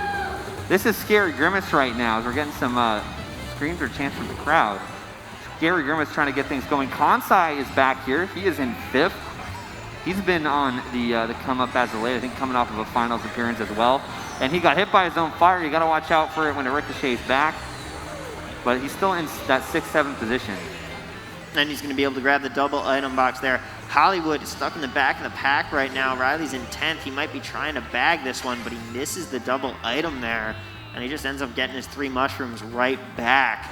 He's going to take this turn a little bit wide, so he ends up on the top end level there in the final turn. But Queen Fleen is up in 5th, barely manages to avoid that blue shell. And that's going to go after Bear in 1st, and he is going to hit the banana peel on purpose. Uses the invincibility frames to his advantage, but still drops 2 spots as Jadex and company are going to pass him. Yeah, Bear's just so skilled at that. And I also wanted to point out, too, the shot coming in play, it actually target shocks Kansai. So 5th place getting the worst of that. But Queen Fleen, if we ever go back to her, she's actually using tilt controls. So we'll point that out too if we ever go back to her. But Kira right now is in 2nd with a monster pull right now because this ledge is just a hotbed for disaster. Has the bomb in the pocket, so watch him. He might back that, and it is going to take out a series of players. No, really drives through it behind him. They're all trailing Jadex. Jadex up in 1st place right now. Doesn't have any items at the moment. He's got one hot on his tail. That's going to be Kiro. Gets to the double item box here. What's he going to get? Going to get a little bit of defense out of that one as he takes the jump. Kansai back in 4th right now. Fires off the red, but gets screened out of the item box. He's going to be itemless up until the next turn. Yeah, that was really interesting too because the player read it out. Just dodged the shock. There's a lot of individuals that just dodged that shock. Jadex, though, has a pretty big gap. Is he going to be enlarged before this? Is he going to go for it? He does, and he gets it. Sometimes you don't clear that landing, and it's a little bit of a disaster. Close, but Jadex, the risk pays off. He gets 1st place right there. Kiro going to take 2nd. And who was right behind him? I think it might have been, Bear comes in 3rd. Yeah, really well done there. There's still some players finishing up. So, man, just a whole lot of action going on there. But Jadex was in complete control of that race, though. So really well done there for him. And right now it is a little bit of a battle between himself and Jadex and Bear at the top of the standings, which we'll probably get to next race. But you're a betting man. What do you think this next one's going to be? It'll come to me when we get to the randomizer. Everybody's saying, too, that SNS 100 was awesome. Let's see what else we got here. SNS 100 was awesome. An immense shout out to the producer Eunice. That was one of her first events in the big chair, and she absolutely nailed it. I think Cheap Beach. And it goes back to, Oh, boy. Well, Tallines was saying that, why do you have to do my boy Kansai like that? That Well, was rough. Kansai got hosed. He kind of threw some fire at himself as well. But that being said, it's a brand new day. here on TikTok. So let's see where things are going to fall in line. Bear is going to be who we're starting with first as their point of view, trailing Jadex and Kiro right now. But Jadex has the 2-point lead over Bear, and it's 6 back, or actually, excuse me, it's going to be 8 back to Kiro and 11 back to Kansai. Riley's going to be in 5th, 12 back. Queen Fling there is going to be in 6th, 13 back from Jadex, and it's very tight. Mr. Scooty and Cass right on the tail there, that 5th and 6th position battle. Scary Grimace and Cage rounding out the group there with 4 points apiece. Riley going to be up in 3rd right now. He's got a green shell. Yeah, a lot of trailing going on there. And I know Riley's been all over the place. I mean, in terms of, he's been focusing a lot more on Overwatch, probably putting in less hours to the game, but it's good seeing him really not missing a step and being up here in contention for the qualifiers. Jadex, meanwhile, in 2nd, though. You're right, Riley does really need a good race here in race 3. Cass back in 9th gets the dual items after getting slowed down there. And gonna pop a bullet bill and a star. Both gonna be very useful as Kansai still stuck in 4th place. Feels like he's been there all qualifier. And now the red shell comes in, hits him, so he fires off a mushroom, gets around the turn, but just misses up on the shortcut here. Kiro gonna be up in 1st place. He has mushroom, yes, he dodges it. Good dodge there, but he does have Jadex right on his tail. Those two have really broken away from what looks like is Cass in 4th and another Waluigi player. That's gonna be Riley in 3rd. So these two have a little bit of breathing room. Actually, Jadex kind of way in between 1st and 3rd there. So he might actually get a monster pull here, and he does. 4 red shells, but the shock comes in play, but Kiro dodged it. He fell off the track and he dodged the shock, and now he has this bomb. So he is gonna, it's almost the end of the race. I didn't realize that. Yeah, it was the end of the race, and Kiro comes out with the win there. Blue does not matter. Jadex gonna wind up in 3rd here, and that will do it for race 3. Huge run there for Cash. He ended up getting 2nd out of that whole ordeal. So huge benefactor of that shock. And Kiro just played that just as good as you could have played it. So really exciting to see him getting off to such a hot start, because he's been out of action for easily months with his job and his schedule. So he'll always come in. I think I know you and like Nora noticed it like from 9:30, 10 p.m. when the finals have been going on, but it's like he hasn't missed a step here going into his first SNS back in several months. Yeah. You know, speaking of people coming back to SNS, Nora's exile might finally be over as the NASCAR season's coming to an end. Yeah, they're at Phoenix this week. I love NASCAR, but I just haven't paid attention this season. But I will say this, though. What Nora does for NASCAR is extremely cool. I got into racing off of eNASCAR essentially back in the day. I finished 3rd place in one of their final races from their 2003 base game. They rebranded, they created iRacing, and a lot of those players play on that stage and on the truck every single NASCAR week, and it's a lot of fun. I think that Kyle Larson's been dominating. I don't know if that continued, but he was dominating the early season. Man, Hendrick made such a power move trying to pick him up after he ended up getting put in the doghouse for some comments he made online in an iRacing race. I remember that. My buddy actually interviewed him shortly after that, and one of the things they said was, we don't want to talk about that. Yeah. We want to talk about the track. You know, and you always just got to be careful because the mic's always on. And I think with him, though, he's a phenomenal go-kart racer. When I lived in Charlotte, I mean, I would race with him and Denny Hamlin. You cannot beat Kyle Larson. You're just casually dropping that you were go-kart racing with NASCAR racers. I was able to beat Denny Hamlin when he had a broken back once when he was injured. That was fun. That's a nice flex. You're taking advantage of the poor man. He entered. It's not my choice. But speaking of that, Kansai, though, switches his loadout. But he hits the wall. Kansai's just been a wreck this qualifier, but luckily for him, he's doing okay. He's still in 2nd, and he's got a lot of time before semifinals coming up. Kiro here going back to bag, but hey, he's been doing a pretty solid job in terms of strategy this entire qualifier. Back to Kansai now, who's taking a page out of Funny Name's playbook with, wow, that hopping. Well, that got a little bit away from him there, but that was actually a really good potential save there for him. Had a few throws left there of that boomerang, now has the mushroom. Jadex, he couldn't get over. He might have gotten hit or wedged by something in midair. So that's going to allow one of the Roys to take back over. That could even be Kiro, maybe. No, that's Bear. Yeah, Kiro's in the back still. So Bear now the benefactor of that misfortune there. Bear gonna have his red shell stolen though, but he's still got a mushroom and a healthy lead here in the front of the pack. Can he hold on to it? We will see as Jadex drops down to 5th here in this race. It is the final race of our final qualifier here as Riley's up into 3rd. Really could use a good showing. Yeah, and right now, I mean, it doesn't look like, oh, somebody pulled a shock. I was gonna say, I didn't see too much back there, but Riley here in 3rd, everyone's gonna kind of scrum. It looks like 1st did get target shocked, but Bear has such a big lead. Oh no. The red shells could change things. Kansai made that jump, and he is gonna collect with Bear, but the second one doesn't register. It was thrown too close. Some Bear actually wins off of that. If Kansai might have spaced those out a little bit, he might have been able to get Bear, but at the same time too, you know that he's so close to the finish line.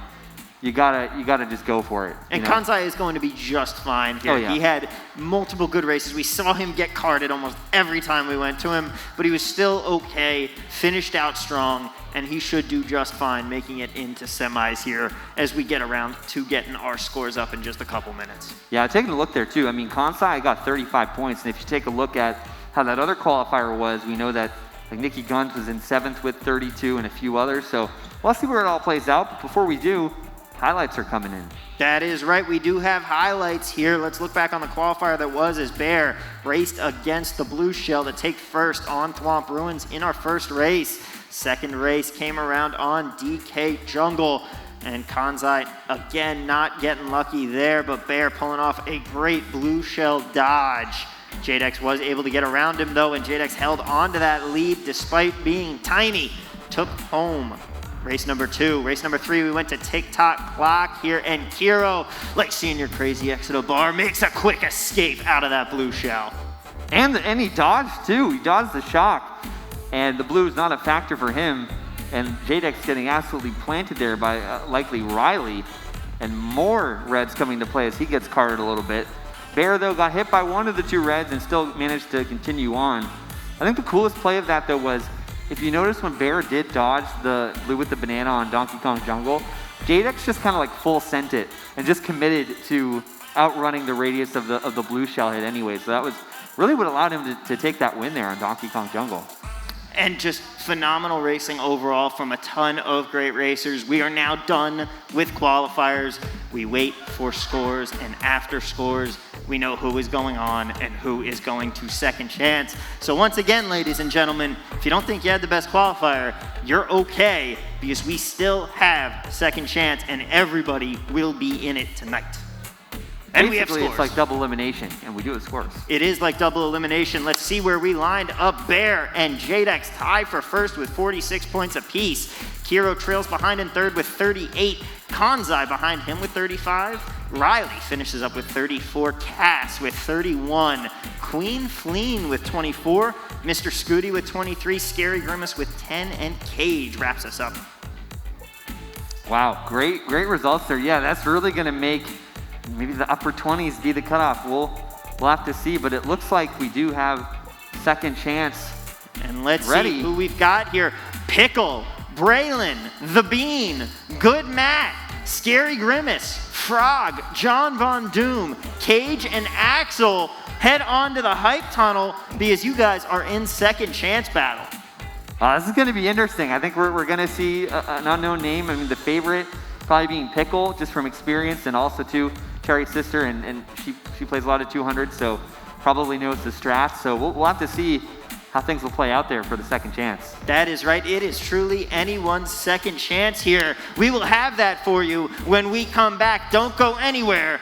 Second chance battle right after this on Saturday Night Speedway, brought to you by Finley Mazda. All right, I'm ready. Let's do this. Time to farm some dubs. Crap, I got a squad on my right. I'm running in for backup. Yo, Ron, he's right there in front of you. Sorry guys, it happened again. Damn. This is the 10th one today. All right, I'm back. Someone cover me. Yeah, I see you. You got him, you got him, you got him! Yes!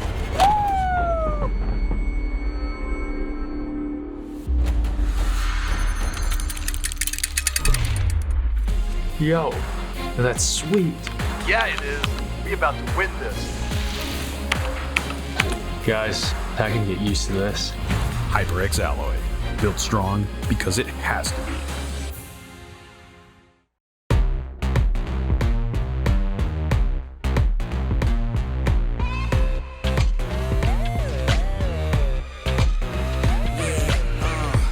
People gon' say I'm crazy. Don't worry about me, I'm just blazing. My dance moves are excellent and with precision. Get down, baby, you can't stand in a dance competition. Glistening, flashing like a spotlight, shining like a diamond party all night. Tell me you love me, I wanna see the stars, eyes wide shut, then meet me at the bar. Yeah. Right. Yeah. You ain't ready, you ain't ready. I'm coming through the room, turn the bass out. Y'all been sleeping on me, better wake up. Put your fly gear on, do your makeup, drop it real low, and pick it back up. Excellent, bustin' with the best of them, simply impressive, no worrying or stressing. I'm getting mine right now. Put your shades on and let me show you how.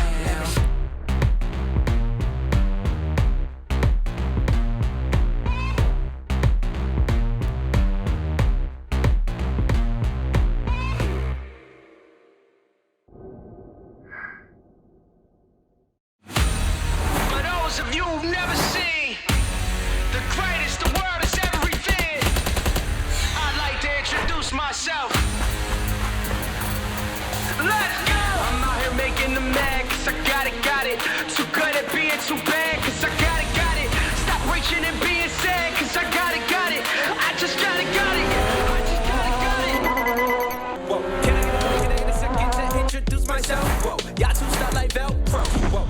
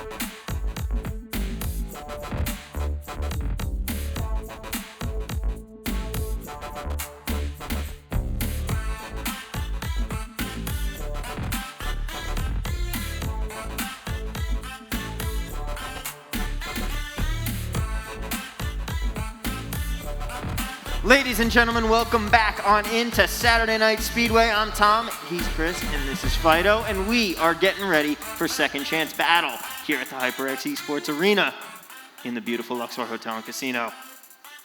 11 competitors, or maybe it's 10. I think it's 10. Yeah, I think it might actually be 9 because we did have 33. It does look like 9. But now I think we lost one because of some new developments, what we found out about with glitch non-attendance. But that being said, though, we are going to be going into some 200cc. No, do not leave the group. Do not leave the group. Do not leave the group. We're good. We'll ride it out. We'll ride it out. Everybody pick Baby Park. It's in the bottom right, I think. All time. It's in the right-hand side. Yeah, there we go. First track underneath the Leaf Cup. All-time moment in randomizer history was when we hit random on this and it hit Baby Park. That was legendary. That was actually the odds of that are a little bit over 2%. So we got a 7 out of 9 chance, and I think we're gonna be just fine. We're gonna be good. Headed to Baby Park here. Yeah, 7 laps of chaos, and basically you are able to cut through the grass, and we're gonna see if there are any players that are gonna be able to do that. All eyes probably gonna be on pod 1. Pickle there is the favorite. She's gonna be going to Roy Scooty. A lot of heavyweight players in here. So definitely this does cater a little bit more to a lighter character, like we have a Toad and we have a Dry Bowser in here. 2 Toads, actually. I'd say given the lack of maybe familiar names, not as much meta going in this, a lot of people who are going to be bucking and going with their own thing that they're more comfortable with. As we see Braylon here in 4th place right now, gets hit by that red shell. Frog moves up to 1st. Frog's going to take an early lead here out the gate. Pickle right behind him, but hits the wall there. Took that line a little too wide in 3rd. Frog going to drop that down to 2nd. He's in a battle for 1st place. The Bean! The Bean! Oh, and that bomb just went back. Now, the thing you got to worry about, too, is you get into lap traffic here. Those lap players can still affect you. Now, with a lot of these heavyweight picks, you can see them struggling to handle those characters, even with the Waluigi. But luckily, that bounce actually helped them off there, that player. We got one more lap to go following this one. A lot of players hitting the wall right now, though. Scary Grimace moves up to 2nd place in the Dry Bowser. Fires off that red shell. 1 lap left. The Bean is still in 1st. He's got 1 turn to go, but the red shell hits him. He didn't have his green out to shield. Is he going to get overtaken? We will see. No. He hits himself. He greens himself. Is he still going to make it? I think he's still good. He's still good. The Bean comes in 1st. It looks like Scary Grimace takes 2nd, and that is all she wrote on Second Chance. And I'll tell you what, that's so chaotic, and you see the pop-off there coming from Scary Grimace even in 2nd place. I mean, it's pretty well warranted, you know? I mean, there's just a lot of calamity going on as you're getting things underway. And we'll have to wait and see if that is official. I mean, the results did post. Looking a little bit there at pod 6, seeing what's up that is right now. So but we should be seeing the Bean and Scary Grimace heading on to the next round. They will be moving on to semis, and that means that we have our semifinalists all set. And we will be waiting to call them up and get started with semifinal number 1. Yeah, it's looking like that is going to be official there. So we'll have to see. I mean, how these semifinals are even going to play out in terms of who's in which qualifier or which semi now. Let's find out. We have semifinal 1 on deck right now. Riding my Pidgey, Bear, Funny Name, Vani, Cherry, Kiro, Kanzai, Riley, Nikki Gunn, Sports Joey, Mr. Scooty, and the Bean. Oh my Lord. That's a big one. That is a semi right there. Man, you got a lot of star power, a lot of new names that have been playing really well tonight. And that's going to be one for the books. This is going to be a very exciting semifinal.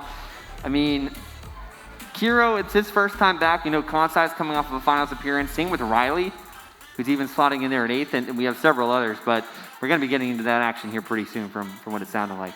That is right. So, guys, head on up to the hype tunnel if you're in semifinal number 1. We will be right back after this, brought to you by Finley Mazda. Yeah.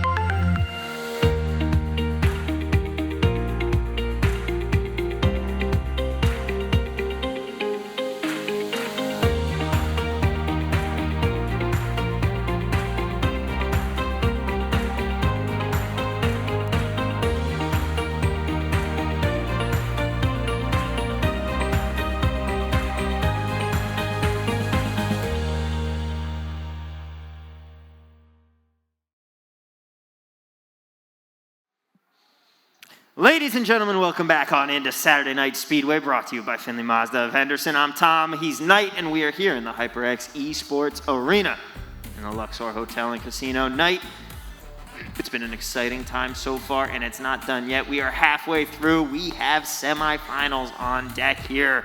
The racers are getting ready for semifinal number 1, and oh boy, whole lot of racing talent coming out in this first semi.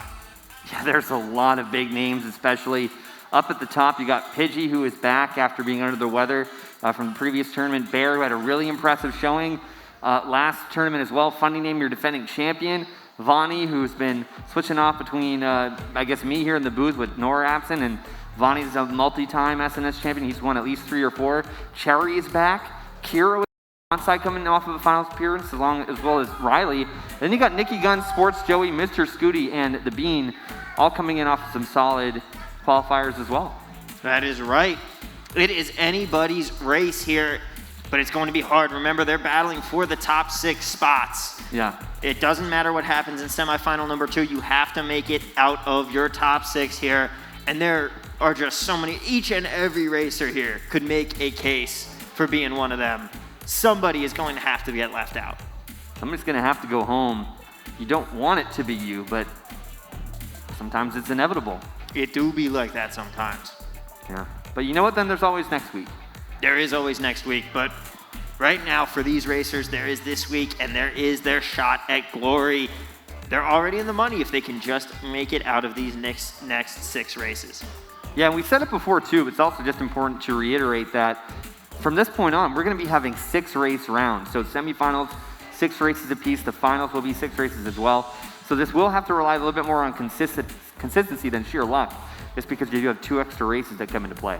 That is right. It really does make the cream rise to the top. Yes, sir. Also, the crop rises to the top. Also, of course, right now we cannot actually see chat. You've got to pull it up on your phone occasionally. But I do know Free Dizzle was looking for a shout out. He did say. Shout out to my boy Dizzle. Yeah, Dizzle. Vonnie has won 4. I believe that is correct. And even LA Cruisers in the chat saying that green from the Bean and the second chance, he had the distance, so that allowed him to move on. That's 100% true. So yeah, if you do have the chat, we'll try to connect every now and then. I'll keep that there just so we can monitor it in between races. But yeah, I appreciate you guys all tuning in since I know it's been a little bit of hot minute since we've had a SNS on stream. That is right. It has been a little bit of a minute. It's been 2 weeks since our last broadcast. And it's good to be back with you, my friend. Yeah, it is. I'm excited, and man, I'm just really curious to see who's going to run away with this here. And, you know, even knowing what we know going forward, is anybody going to be able to stop Funny Name? I mean, that is always the question. So far, the last 3 SNSs, the answer to that has been no. No one has been able to stop him, and he has taken back-to-back-to-back titles. Can he pull off the 4-peat tonight?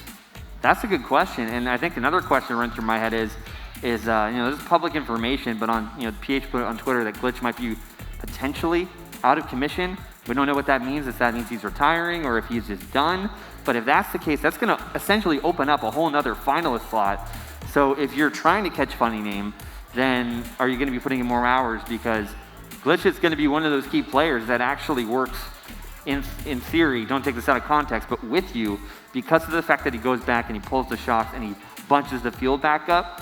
So somebody's got to kind of do the dirty work in the back if that's the approach you want to take. That is true, and we'll have to see. It's another top quality player who maybe won't be around to try and fight off Funny Name's supremacy. He's just been so good, and it seems like it's impossible to take him down.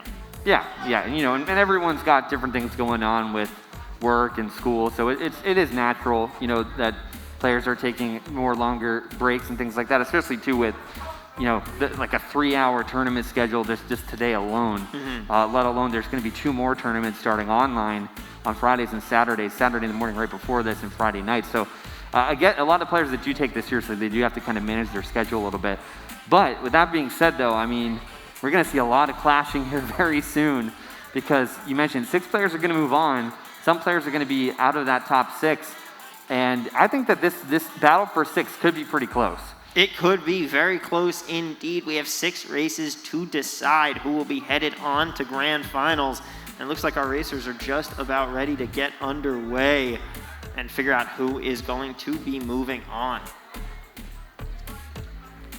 Also going to be curious too to see what loadouts we're going to see now that players are going to be kind of done experimenting and kind of solidifying into a more consistent type of a loadout. So that's going to be playing a factor as well. And I don't want to bring it up, but I think we kind of have to, despite I don't want like the Newtons or Hawthorne effect to kick in, but hopefully the RNG with the track picks stays how it's been, which has been relatively consistent, minus TikTok. It has been relatively even. We've been hitting a variety of different maps, different types of maps, and TikTok clock. Right, yeah. I guess I'm thinking the variety has been consistent because, having a consistent track pick, that would be a little bit interesting. We have technically gotten it in each and every qualifier. We have, haven't we? I think it was like all but one, but yeah, that's probably true. I mean, it's been raced at least 3 times. I agree, yeah, I think it has been. So I think everybody had a shot on it. Well, 6 chances for this one. We're going to be going to the roulette right now. What is it going to be? Could it be water park again?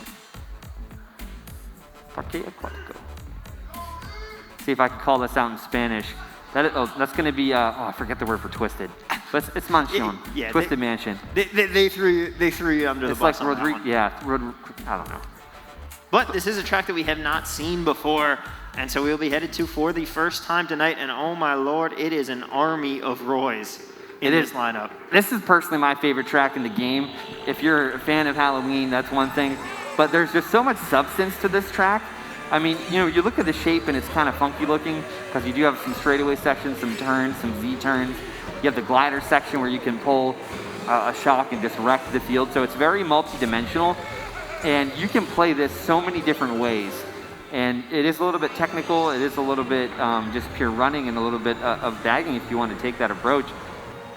Vonnie here is in second just with a single banana. It's going to be going ahead and trailing. Funny Name moves out to the lead. That's right, Vonnie going to be in second here. He's going to pick up a second item. It's going to be a red shell. We'll see how long he holds on to that banana as Nicky Guns just barely misses the turnoff for the top level there. He's going to end up on the bottom and just gets hit by this banana and then gets absolutely hammered right there. A tough break for the Guns as Riley is back in 9th place right now, battling with a couple other Waluigis at the moment. Saving that last mushroom for going around the shortcut there. Still has a star. We'll see when he pops that. But Sports Joey's in 8th. He's got a red shell and a boomerang. Red shell goes away there as Kanzai's up in 5th, still with 1 mushroom. Avoids the bob-omb, but gets hit by a shell. Yeah, these 2 paths are just hotbeds for calamity with bombs and boomerangs and the shells coming up. But Vonnie's now moved into first. Ahead of Funny Name, has a relatively sizable lead. Now, if you're Vonnie, using this shroom is going to be a little bit of a difference maker here because you can take the cut and go through, but he's actually going wide, and more did that pay off for him because now the blue shell's coming in. Oh no, he used the shroom and it's tracked at him. He tried to after you Funny Name, and it didn't work. So either they both took that cut or they both went wide, and something happened there with Vonnie. But Funny Name going to capitalize here. Yep, Funny Name going to move out into first place, a position he is well used to. And you see he switched to the Waluigi Wiggler loadout. He is no longer messing around here as Pidgey is up to 3rd, has 3 red shells. One of them's going to hit. Kiro's going to move into first place on that, coming around into the final turn. But oh, it looks like it's Pidgey. Pidgey at the very end takes first place on the final shortcut across the grass. Yeah, and I understand Kiro's frustration. He thought he had that one in the bag, but to be fair, if Kiro had known what Pidgey had, Kiro actually got away with murder there because Pidgey had those triple reds. My guess is he rapid fired them to get into the position to use his mushrooms, and Kiro could have actually been taken out there and gotten a worse finish. So great job there for Pidgey. He played that really well. Kiro, though, I definitely would be in a position to take that second because he just wrecked Funny Name out with those triple reds. Fortunate play there for Kiro, and Pidgey going to be feeling good with a first place start to this semifinal. Where are we going next? Castillo de Bowser, Bowser's Castle. So this is a really fun track. This is one that I've personally been playing a whole lot of because this is a Latin American type of a track. And what's cool about this track is kind of similar to Twisted Mansion. You have these technical sections at the beginning. You have some like areas where you can manipulate the tricks going through over the lava, and then there's a big glider section at the end. Now what makes it more of a Latin American track? It's just a personal preference, I think. I think with the inward bikes, being able to take, like, that's a double apex turn that you call in racing, and being able to kind of leverage your way around these turns, it probably appeals better to certain groups that tend to play it more often with their friends. That's my only line of thinking, but there's a lot of really cool sections. We're on board here with Bear, who's taking the right path. On the left path, there's actually a way that you can trick over and gain a whole lot of momentum by tricking over certain ledges of the path. And there's areas here where you can shortcut too. We'll have to see if anyone's going to take a hard right-hand turn and go through the cut, but it looks like Bear is trying to drag out Kansai. Fire coming into Riley, and another one of the Roys there. Everybody's like a Roy in this. Yeah, I was about to ask you, has something changed with the meta? Or have people just been shifting over to Roy? Because normally we see a parade of Waluigis, and we're still seeing a few of them, but we're certainly seeing more Roys than we're normally used to. Yeah, Roy's a good, it's one of the top characters in the game, especially a little bit better for handling, and it is a heavyweight character like Waluigi. Waluigi Wiggler is just more known to be like the balanced loadout. Man, somebody just got rocked there. Joey went right around them, has these two greens, and the blue shell's coming to play, so this will bunch the fuel back up. Funny name might finish this race before that blue shell hits him. He's so far ahead, and I'm fully aware that this isn't lap 3. It's still going to hit him. There's some tracks in 200cc you can actually outrun the blue shell. That is incredible. Which is cool. But yeah, funny name still going. It looks like they got to Joey in second. So now it's a matter of second's going to have a pretty good item pool because of how far funny name is. Oh, the bomb! Man, Cherry just kind of like moonwalked her way through, avoiding getting hit by that. And Nicky Guns manages to hit away the wrecking ball for a moment with his star, but comes back to get him anyway. He's going to end up with mushrooms after that shock that just came in at the worst possible time for him. A second earlier, he would have dodged it. Riding my Pidgeys all the way up to second, though, and look what he's got in the bag. He's got a build. I would actually use this sooner rather than later because if he passes first, it's going to end. And nothing that Funny Name can do here. He's actually going to maybe get hit. No, Funny Name does go wide. It's a little bit of a drag race, but he knows Pidgey's got it. He's going to concede that battle. But actually, the cool thing is that for Nicky Guns, in that little exchange, by him actually hitting the wrecking ball, the Miley Cyrus, that's what I call it, this is what you got someone with that. This is what it is. But he ended up getting a box because the shock came into play. So that ended up helping him, a few of the other players there that probably got some better spots out of that. Indeed. And so sometimes your mistakes can actually benefit you. Hey, sometimes it does. And that'll do it for race number 2. So we are almost halfway through semifinal number 1 here. 2 races down, 4 still to go. And Funny Name does not take first there. Yeah, and that's one of those things. He's going for this straight running approach. And, I mean, Pidgey just held on to that bill. And the fact that second was so far back, able to get those better items, you know, he played that very well. And honestly, too, if I was Pidgey, I mean, luckily the shock just came into play, but if I knew that there wasn't a shock, I would have actually used that over the glider. But Pidgey played that perfectly given the situation, and oh boy, this is the mother of all running tracks here. So this is really going to help Funny Name and Pidgey out and those players up in the front. This is Wario Stadium here. Gotta give credit to Wario. The man made some wise real estate investments over the years. He owns his own arena. That's very profitable, being a stadium owner. Those are not cheap. He also has his own ski resort that is clearly Olympic level, and it caters to heli skiing. I mean, and the gold mine, if you didn't mention that too. He has a literal gold mine. I had this discussion today because I was talking translation to some other English players, and I was like, yeah, when it comes to Wario, you got to be careful. You got Estadio for stadium, Cumbre for Mount Wario, and then Mina del Wario for Wario's gold mine. So it's really interesting just seeing the tracks here. But I mean, Retro Wario Stadium is just well known for running. Look at these green shells.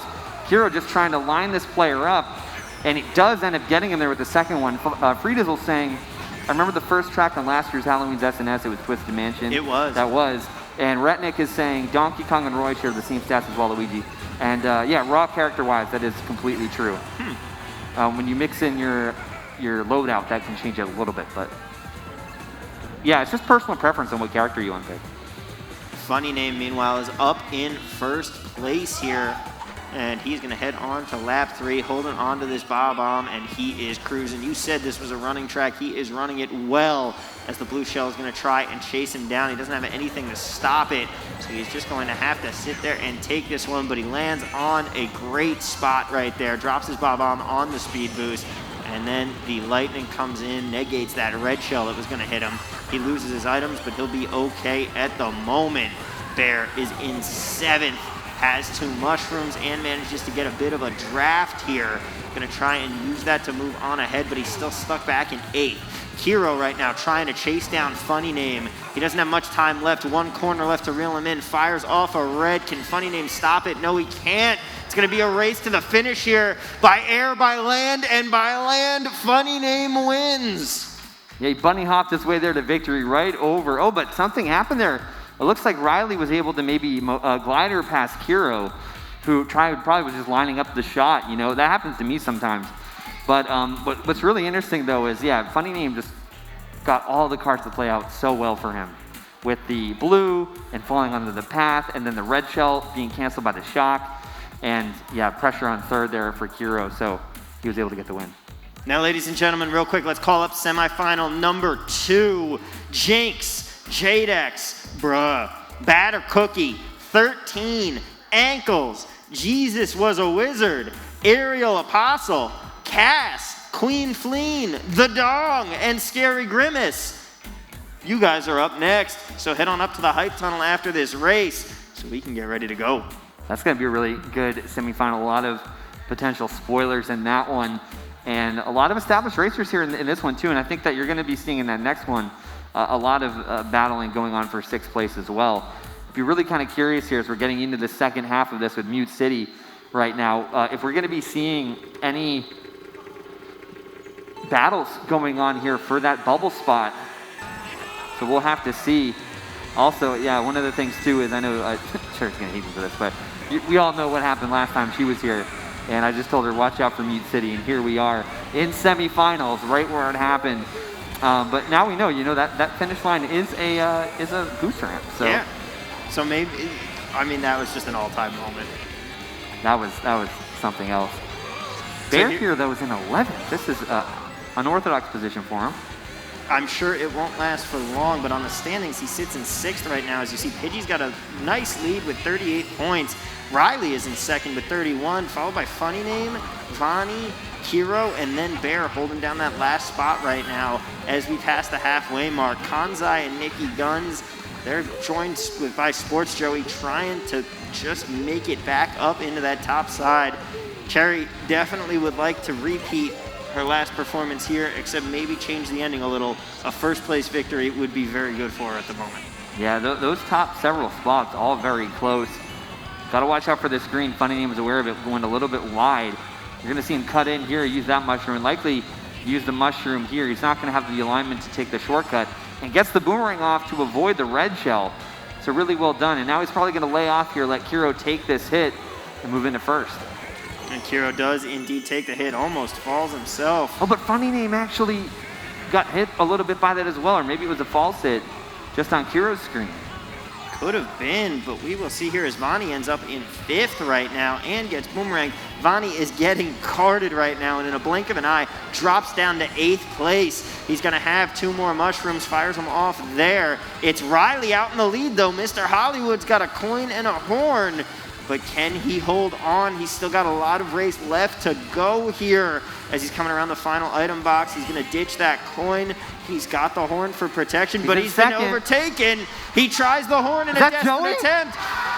Joey takes Joey just came out of thin air and stole that one. Joey out of thin air takes 1st place. He kind of popped off like right before he crossed the lines. I was a little scared there, but very well done though. And you notice it too. I mean, Riley, you could see the way he changed his driving when he realized somebody was up in the air ahead of him. So really good job there for Joey. He must have had a mushroom to be able to go off there. And that's the problem when you're in 1st.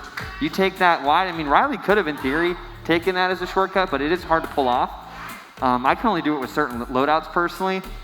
But really good job for Joey, because he was in that like 8th, 9th, 10th range. Yeah. And that's a well-needed win for him. Moved up really well at the end there. And now where will we be going for our next race? See what the chat's saying. Yeah, I'm sure the chat is popping off right now. A little bit mellow. We going to Big Blue? Going to Big Blue. All right, a lot of F-Zero theme tonight. Yeah, F-Zero back to back, and The really exciting thing about this track is you can try to run it, you can try to sandbag it. With the one thing we didn't talk about is with some of these tracks, there is the cannon glider. So getting an item off of that cannon glider, because the game thinks you're farther ahead than you actually are, you do end up getting a better box there. So I ended up winning a race here at Big Blue earlier today. I stayed in about 9th. I pulled a bill and a star. Somebody used the shop. We were in the middle of those dodges, and you just got a free win going into the end of the race there. So we'll see how this is going to play out here. This is Kansai. We're going back to Joey, who slotted into 6th. But look at the points. Pidgey. It's still the Riley. same 6 that we saw. It is Pidgey, Riley, funny name Kiro, Vonnie, and Bear. Joey's now moved into 7th over Kansai, Nikki Guns, Cherry, Mr. Scooty, and the Bean. And you can see the top 6 starting to distance themselves from the bottom 6 here. Still 2 races left, 1.5 at this point now as we're winding down in this one. Kiro's up in 4th place, has 2 mushrooms. Gonna drop back down to 5th right there as he's coming around the item box, but just misses out. He gets screened out of the double items there, so he's gonna hold on to those mushrooms.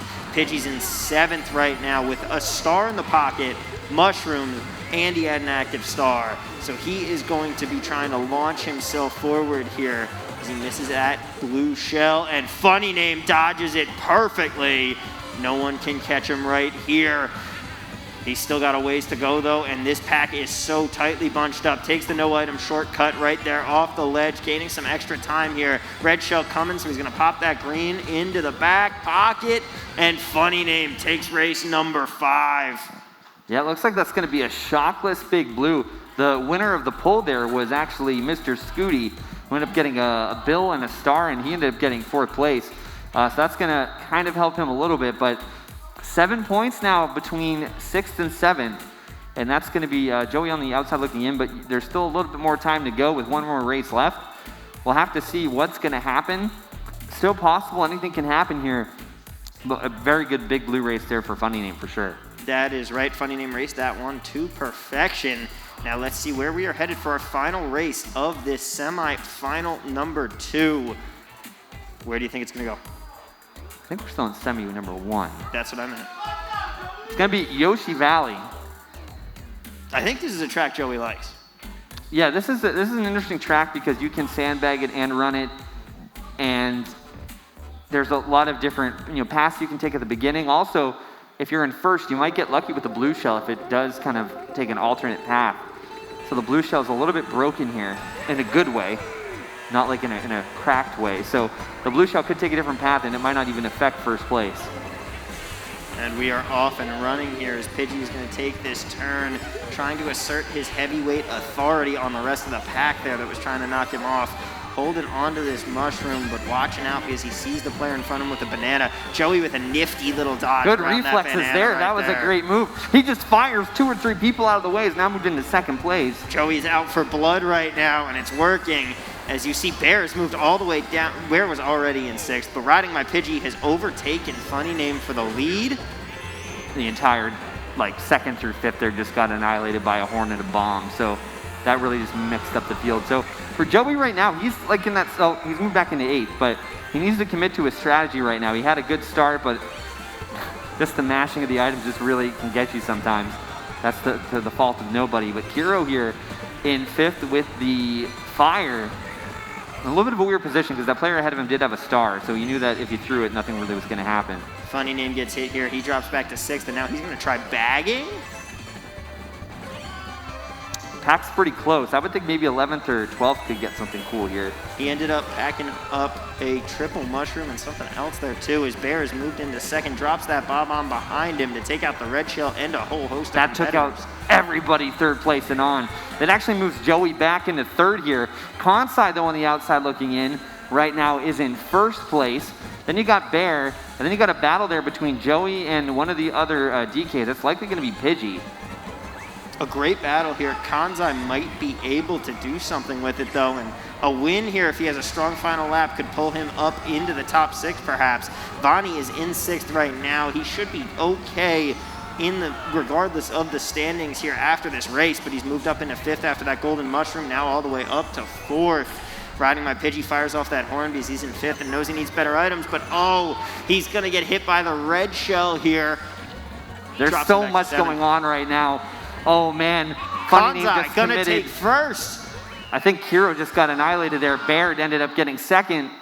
Bear second, Kansai first. That's a big win there for Kansai. Very big win for Kanzai there. He's going to end up fourth, first. Joey ends up in 4th. Could that have been enough? We will have to see how these final standings shake out, but that is going to do it for Semi 1. Man, and there was, I will say this, no change in the top 6 there. We'll see how it all shakes out. But man, that was an incredible race though, because there were just different storylines. I mean, what ended up happening in that race was everybody, like, we'll see it on the highlights here right now. Everybody like 3rd through 8th were just mashing each other. It was just an absolute fight as we saw Kiro here get robbed by Pidgey. Pidgey coming in at the last possible second and then doing it again against Funny Name on the second race. Back-to-back last-second finishes for him. Kiro here in 3rd. Tried to make it around, had a good green shell there trying to chase down Funny Name, but Funny Name played that blue shell perfectly, dropped his bomb to make sure no one could catch him, and then it was another race to the finish line. Funny Name finally coming out on top in that one, and then we saw Joey here as Riley thought that he took first, but ends up in 2nd, and then finally Funny Name taking first on Big Blue, and it all came down to Yoshi Valley. Nifty little dodge there by Joey, and then he launched a bunch of fireballs out, and we know that one turned out with Kanzai in the lead. So let's see, just waiting now on those standings, and then we will find out who our first 6 competitors in Grand Finals will be. And that was an incredibly tough semifinal. I mean, here we have the scores right now. We'll see how it all turned out. We're going to have Riding My Pidgey and Funny Name tied with 62, Riley with 57, Vani with 49, Bear with 47, and Kiro just scrapes it out with 44. Kanzai right behind him with 42, going to end up on the outside looking in. A valiant effort by him and Sports Joey, who ends up with 37. Then Cherry, Mr. Scooty, Nicky Guns, and the Bean round us out there. So there we have it. Pidgey, Funny Name, Riley, Vani, Bear, and Kiro are on to Grands. Yeah, and just credit to all 12 of the players. I mean, the distribution there between the entire 12 was pretty good. Like, sometimes you'll see that, like, even maybe the bottom 2 just get rocked a little bit, but everybody was in it. I mean, even the Bean with 18 points, that means you're getting an average, 10th place finish. Still pretty solid too, especially, over 6 races. So really well done to all of them. I mean, like you said, Kansai and Joey were coming. They had a few more races. Maybe that would have done the trick. But Kiro, good for him though. This is his first time back in months. He'll be in the finals. But Kansai was in the finals last tournament. We see Riley going back into the finals as well, on top of some of the favorites that we've had too. So it's gonna be exciting to see what's gonna happen here in this next semifinal coming up. Indeed, it will be. 6 spots still up for grabs in Grand Finals. Who is going to get them? You'll have to stick around to find out when we come back with Saturday Night Speedway, brought to you by Findlay Mazda.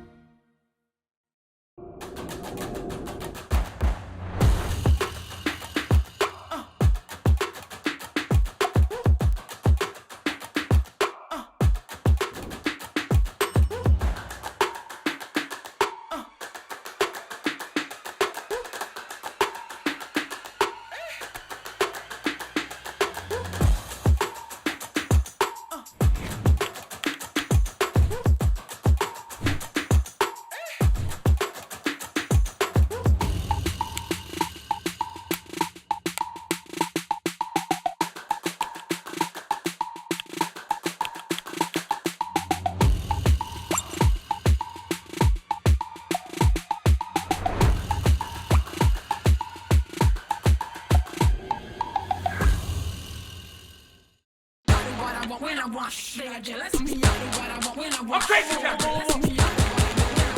Yep.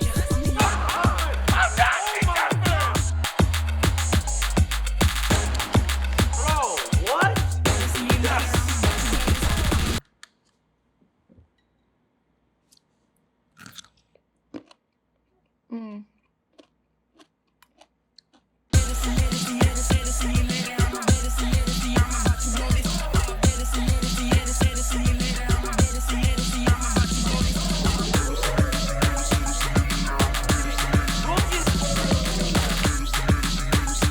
Go. One more to go.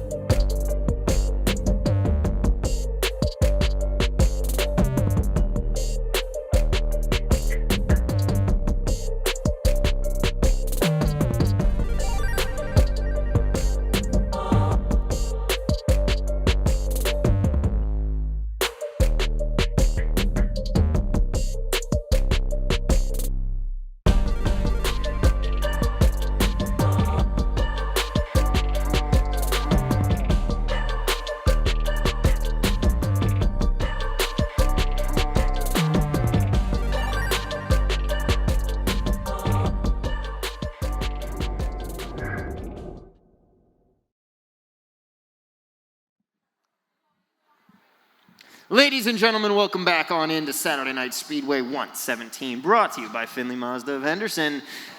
I'm Tom, he's Knight, and we are here with one more semifinal of action. 6 spots still up for grabs in grand finals. 6 races, 6 will move on, and 6 will go home. What is going to happen here? And I'll tell you what, I mean, if anything, that last semifinal just like kind of set the bar pretty well here for this one, because I feel like the momentum came from the bottom 6 very late in that one. So if that's going to be an indication of what we're going to be seeing in this semifinal, that can make some things very interesting. Now the question is what tracks are we going to see? Who knows?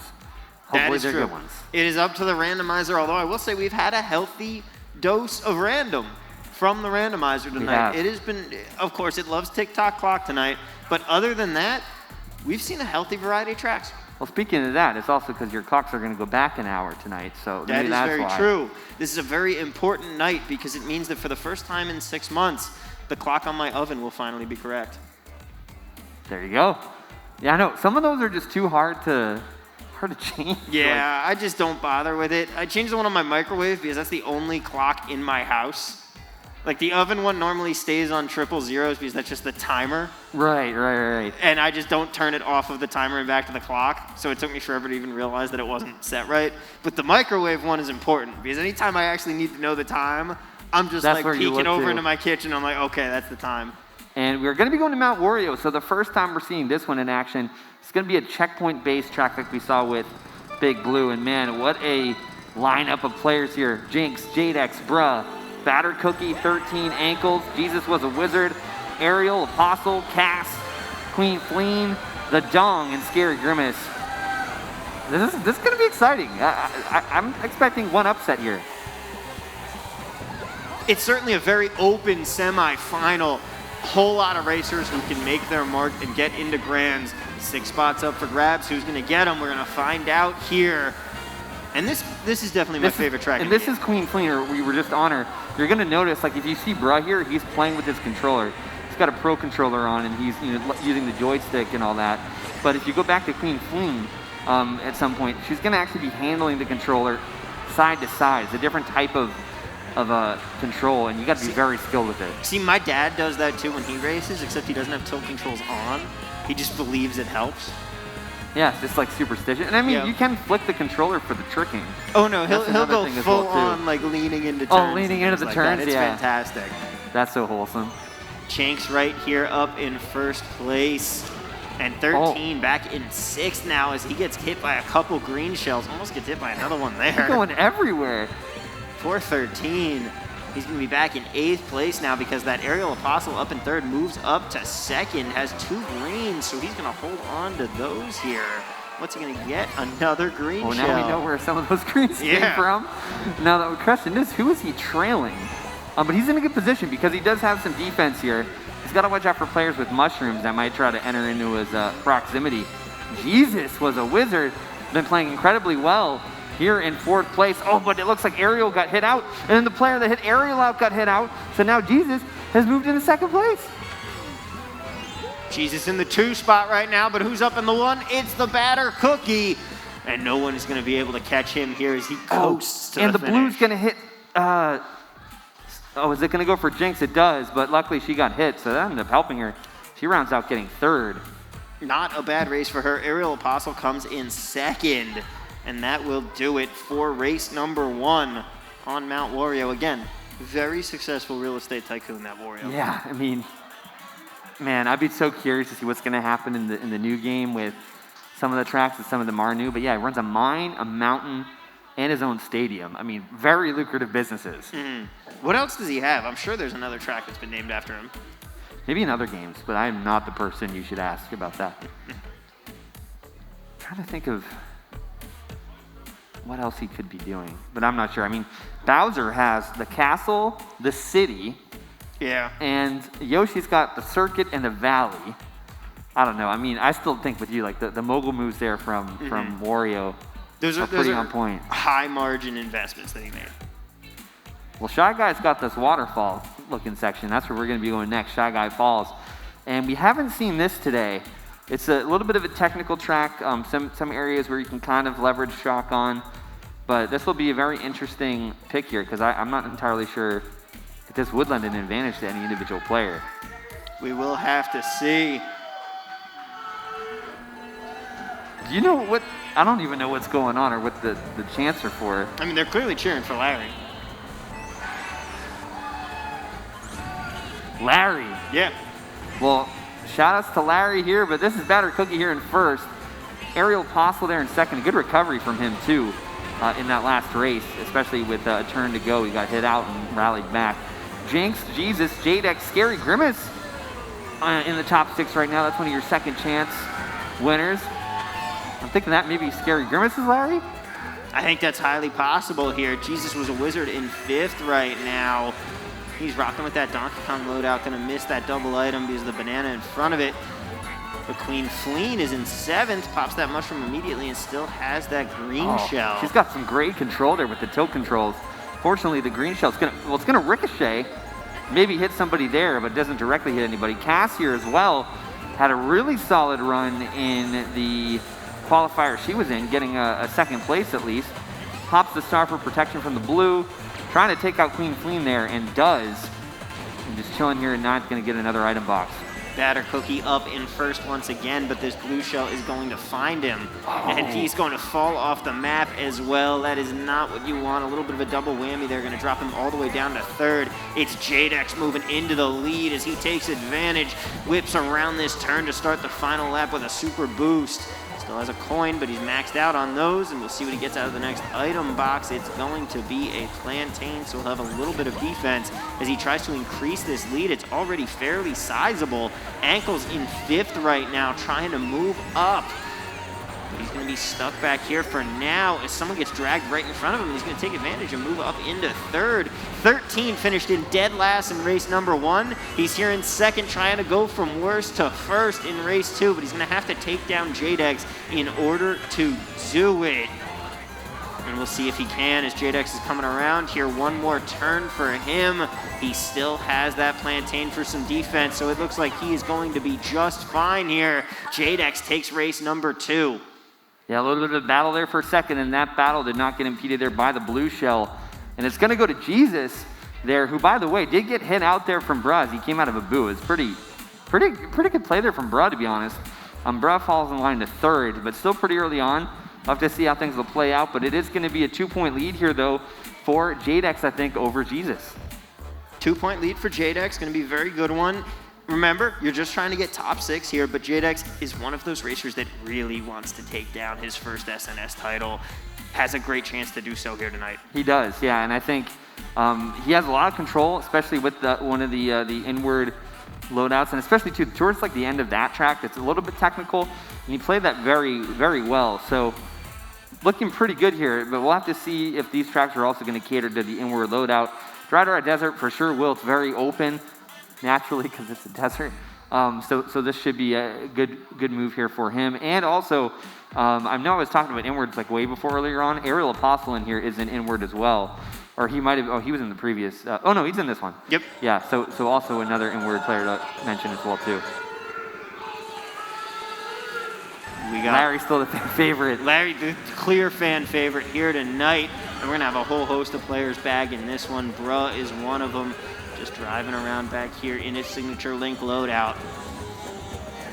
Cass getting a little bit open-ended there from one of the players in Pod 10. That's looking like Queen Flame. And that's a little bit of a revenge because Cass did star her out there on the race previous. So Scary Grimace going to go into a boo here. What is he going to pull? It's going to get a red shell. Now the real question is this player going to rotate their items or save those mushrooms for this shortcut up here? We'll never know. But 13, probably going to try to ride this one if he can. Oh man, avoids those greens. Ricochet not going to play a factor, but has double defense as well. He does have the double defense, and that'll help him from that red shell if he didn't get hit by it. Not sure what happened at the end there, but Bruh is up to 4th. Fires off his red and his horn.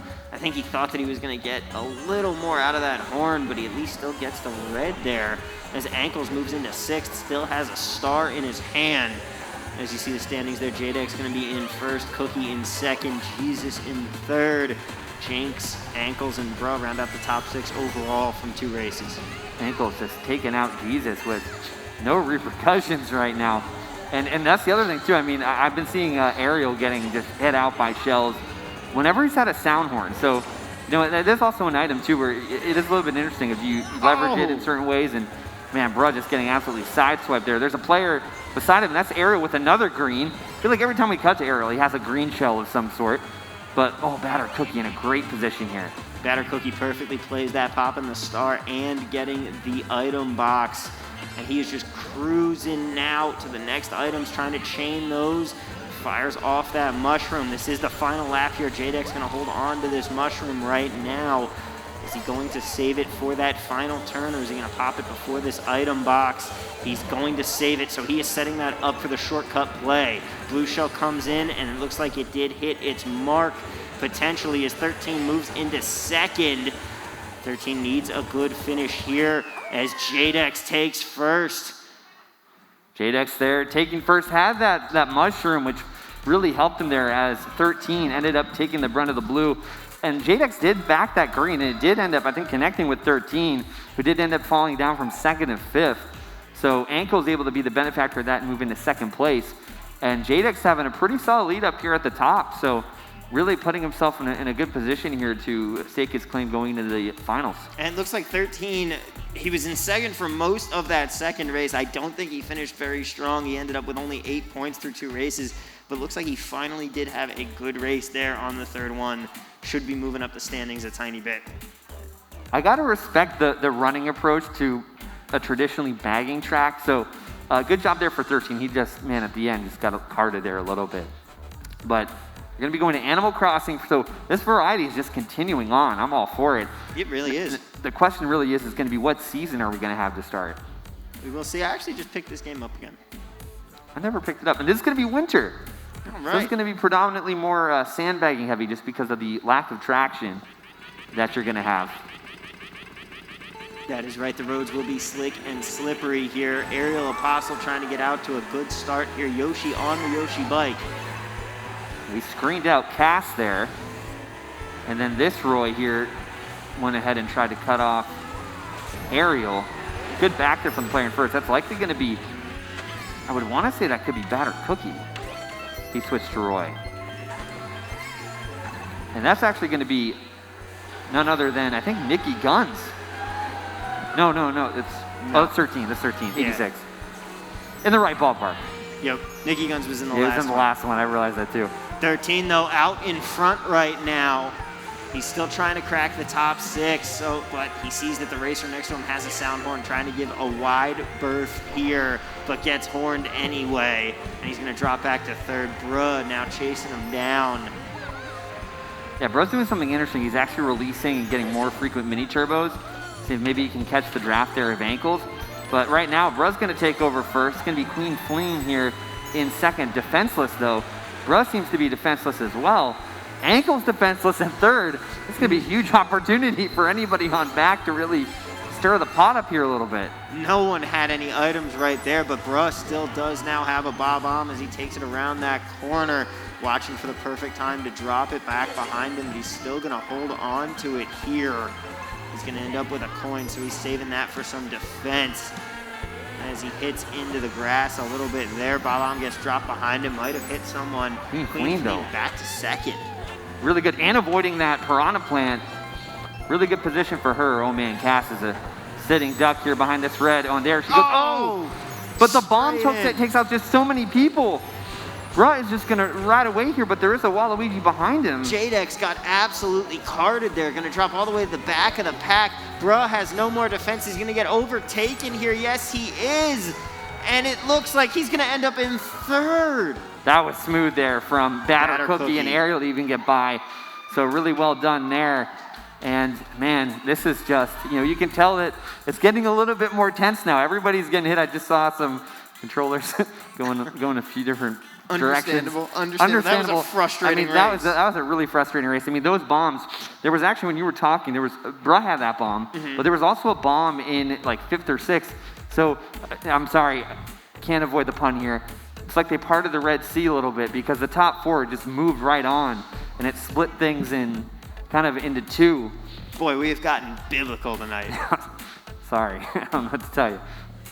Jesus was the wizard showed up and things happened. But it created that breakaway and then it all kind of went into play. Another different track, Moo Moo. Shepherds and the sheep. Never mind. So that was a reach. That was a bit of a reach. That was a little bit of a reach. I will say that this track's so difficult because of all of the windy twists and turns. Very hard, very tough technical track, right?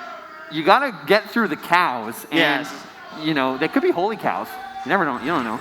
But anyways, that was good. That was a good one. I actually have a pin. I had a holy cow pin I got to wear when I was in Catholic school. So that one was coming. But you also got to be aware of like the ricocheting greens off of the sides of the fences here. Jadex trying to recover, and he just gets hit out of nowhere from a rough last race. But in a great spot, though, 20 points to the good right now. It's Batter Cookie, Ariel, Bruh, Ankles. Jesus was a wizard there in 6th. And then we got Jinx, Cass, 13, the Dong, Scared Grimace, and Queen Fleeing. So even that win there, going back, we're going to have to see if some of the players can get back into the fray here. Ariel Apostle going to be up in first. Ankles trying to work his way back in, like you said. A whole lot of cows getting singed there, making some mistakes. Yeah, and 13 is backing those greens.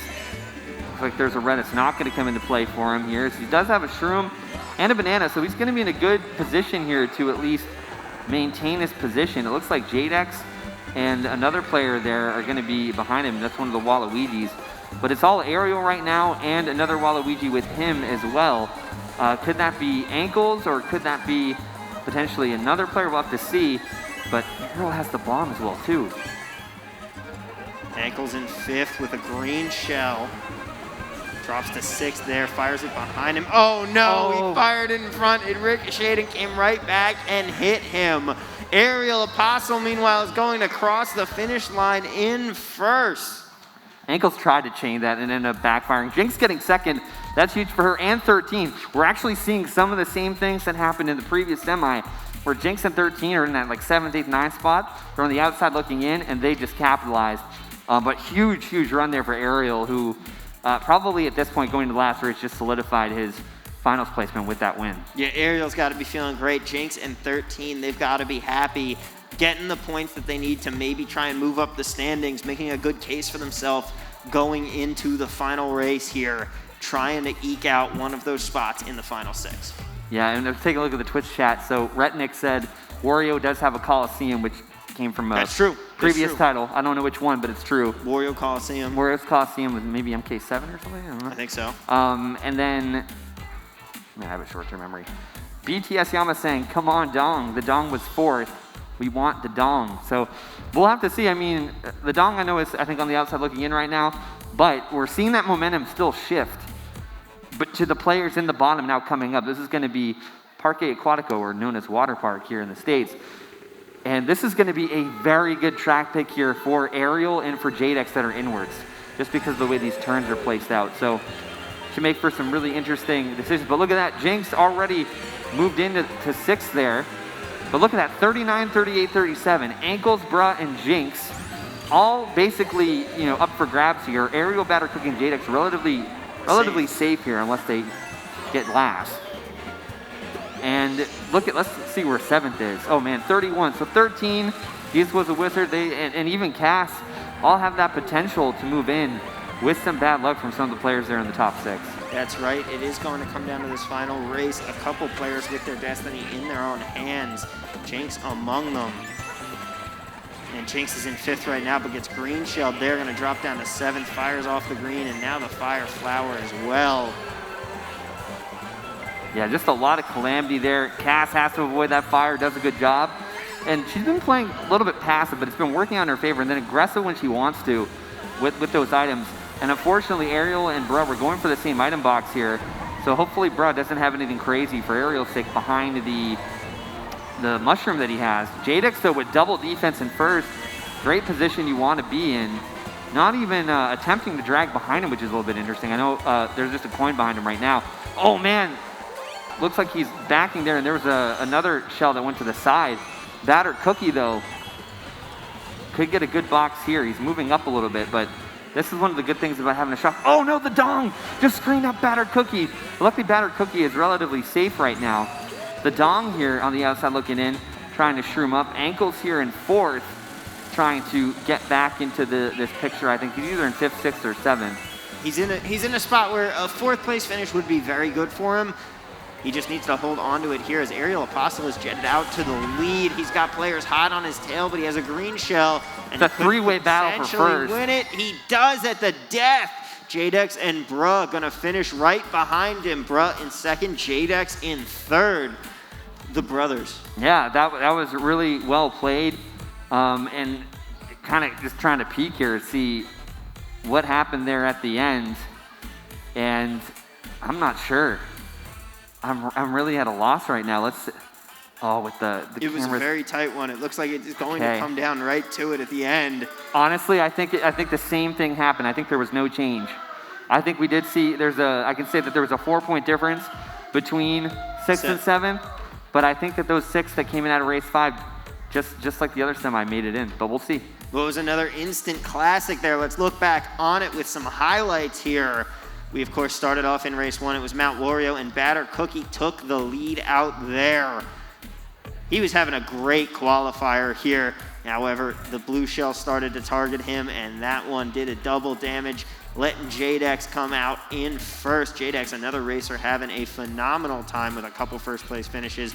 13 here, thought he was going to get the win, but Jadex comes out from the corner, grabs another one, and we saw Clean Fleen here get hit by that bomb that hit just about half the track, and Jadex just getting carded, and his brother Bruh, unlucky red shell there, gonna drop down to 3rd in that race. Batter Cookie, meanwhile, here on Moo Moo Meadows, it was Ariel Apostle that got the win, and he did it again on Water Park to finish out the semifinal. Great final couple of races from him, netting himself a spot in Grands. Yeah, he had a great second half of that semifinal, and man, there were just so many good pieces of action. One thing I do want to point out is that Jadex pretty on brand with the Rosalina plushie and the T-shirt. Oh yeah, and the star plushie. The man also has the crown. If you see that over there. Yeah, he did. So that's kind of cool. And man, I'm excited for this because one of the things I think we're doing is we're gonna have the names for finals. But let's go to the scores here first. Let's hit up these scores. We have Jadex with 63, Ariel Apostle with 62, Batter Cookie with 60, Bruh with 50, Ankles with 48, and Jinx claims the final spot with 42, leaving 13 on the outside looking in, 4 points back with 38. Cass, Jesus was a wizard, the Dong, Scary Grimace, and Clean Fleen. Their night ends here. Yeah, so a lot of the regulars moving on. But man, that was a heavily contested semifinal where just the distribution of this one, just like the first semi, This made it incredibly close. It was, and that means we should be in for an incredibly close final here. We have, of course, our names riding my Pidgey, funny name, Riley, Vonnie, Bear, Hero, Jadex, Aerial Apostle, Batter Cookie, Bruh, Ankles, and Jinx head on up to the hype tunnel. It is time to get going. We have 6 races left to crown our champion. Yeah, and this might be an interesting take here, but I genuinely believe this. But I think that might have been the best semifinal performance from non-regulars I think I've ever seen. Just, I mean, the level of driving, just trying to keep up with them was all pretty good. No one really got completely carted out of it. It was just a shuffling act. Really well done to everybody. I mean, these players that moved on, they put hours and hours and hours into the game. Most of them do play online competitively as well. So, yeah, really well done to all those first-timers tonight. That was probably the best run I've seen. Well, it is time. We'll see if grand finals can live up to what these semifinals were. 6 races left to determine our champion, and we will have them right after this. Don't go anywhere. It's Saturday Night Speedway, brought to you by Finley Henderson.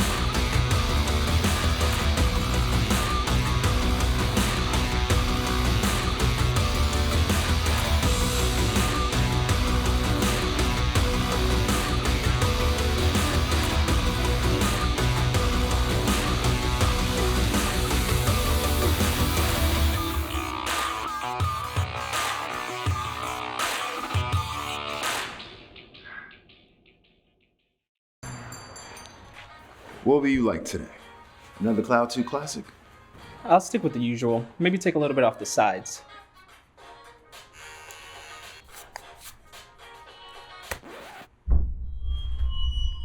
Oh, that's fresh. The HyperX Cloud 2 Wireless. Legendary comfort goes wireless.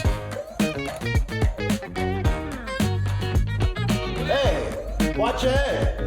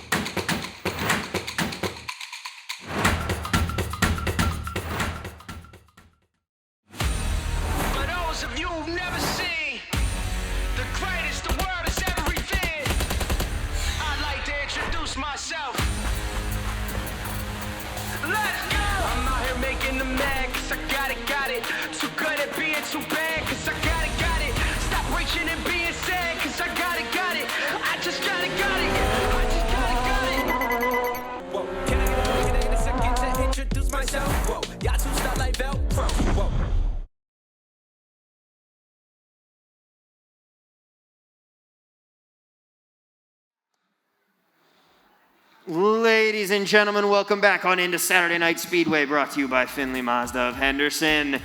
Tonight, it is time for grand finals. The competitors are in the hype tunnel. They are ready to get going here at the HyperX Esports Arena.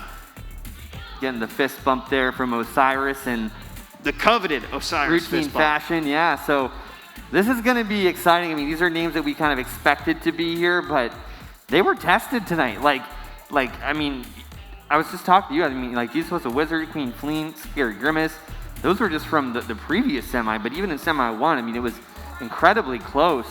Cass had a great run as well, too, so they all deserve to be here, and we'll have to see how this plays out. That is right. We will have to see. No one really ran away with it. Pidgey and Funny Name in the first semi, they did have better scores than some of the other people, but it was a fight for a lot of these positions to get to where we are now. As you can see, the competitors getting ready to take the stage here. And we sit 6 races away from champion. We are 6 races away, and in between some of the breaks, too, I was just capturing some information, but it guess is an interesting announcement to make, but Glitch is pretty much retired. Wow. So that came, I guess, as news a few hours ago, so he might, be like a Brett Favre part-timer maybe, but we'll have to see. But yeah, that's really going to open the door for somebody to have to catch Funny Name. Yeah. And somebody that's going to have to play the back to be able to, rubber band the entire group up. So it's really going to open up a lot of doors, and this really could play into Funny Name, especially too, with maybe that running style that we saw from him tonight, knowing that he can just outrun and outlast everybody, given the fact that the shock might not be guaranteed to come into play. One thing's for sure, we do wish Glitch all the best on his future endeavors, and we do hope that we see him back here again soon. He has been a very fun competitor, always a great person to have around the arena. Yeah, for sure. And again, the most winningest, I guess that's the word, winningest competitor here in Saturday Night Speedway history. I remember too, back in the day when it was one of the earlier SNSs. I mean, I'm not sure, there were probably a few people around here for this, but I remember when Glitch was winning and everybody didn't know how to place against him, he would talk a lot of trash. And it got to the point where one of the more outspoken players that would drink, and I drink maybe like 2 or 3 beers a night, but we had a player, Guinness guy, that drank minimum of 6, maximum of 12. Somehow he was a big guy, it didn't affect him. Those are Guinnesses. Those yeah, are and full they're Guinnesses, beers. And he was, there was something thrown at Glitch, and we all just signed a conduct form. I remember that. And I remember I was just kind of behind Guinness guy when he threw it, so it looked like I was associated with it. But hey, I've been good ever since, I hope. But yeah, no, it was really exciting. I mean, Glitch just kind of just created this whole strategy behind wrecking people's races. And he was good at it too. And he'd be out for blood. Like, I'm gonna say this, but remember Logic, everybody? I mean, he had it out for Logic, and Logic did not play a factor in that SNS a couple months back. That is right. Meanwhile, here tonight, whole bunch of great racers. Who do you think is going to be taking this down? I don't know who necessarily will win, but I can tell you one racer definitively looks like the comfiest out of the bunch here tonight, and that is Jinx. Yeah, it's funny. I mean, I was coming into the Luxor, and I was like, oh man, I wonder who this could be. And then, I just realized it's Jinx. She has this whole little get up too. She's got I guess it's a bunny, and since she's got the plush bunny behind her chair, then there's one in front of her as well, and she's got the onesie. Yeah. And then she was carrying around a whole other satchel type of a bag too. So she's got it all figured out. She does have it all figured out right now. Some other great competitors here, but the main story, who is going to catch Funny Name? Back-to-back titles for him right now. Can he make it a 4-peat? Have we ever had a 4-peat? I think we have. With a Samuel or maybe one of the other previous players. I'm sure someone in the chat right now. Yeah, let's I'm just going to break it. So we got Talon talking about PMA. Chet had a good response to that. You can be proud of the people that make up the team. They're playing as individuals. And that's true, because, this is a free-for-all, so that's for sure. Riley's mom is in the chat saying Hollywood, so got some love there from Riley. So that's really exciting to see, and Riley's been on a pretty good finals run as of late anyway, too, and especially with him with college, and I know he's been focusing on Overwatch at UNLV. Seeing him not miss a beat here and coming into the finals, that's a good testament to his skill recently. I mean, back in the day, he was my biggest threat, or one of them at least, for second chance, back when we were fighting in the semis, and seeing him kind of get that skill level up to where it needs to be a consistent finals mainstay is really solid too. I'm somewhat of a competitive esports player myself now. Oh, really? Yeah. In what game? I've gone pro in Elmo's Ladder Adventure. on the Nintendo 64. Oh, really? It's a pretty competitive scene. I bet. Is Mr. Noodle in that game? Guy's the man. Yes. He is? I think so. Oh, let's go. Love Mr. Noodle. All right, we are underway here for Grand Finals. It is time, and we are headed back to Grumble Volcano here. You see your competitors. 6 races separate them, and first place. Funny name right here, off to an early start. He's going to try and run it just like he has every other race so far tonight. He's out in front with a red shell. Ankles looks to be going to the back and doing the dirty work for the group, so it's a bold strategy caught him. Hopefully it pays off for him. But funny name, yeah, is just going to go out to the lead. I mean, this is a track, I know we were talking about this earlier, where this is a little bit more of a North American track, so a lot of these players here are skilled with this.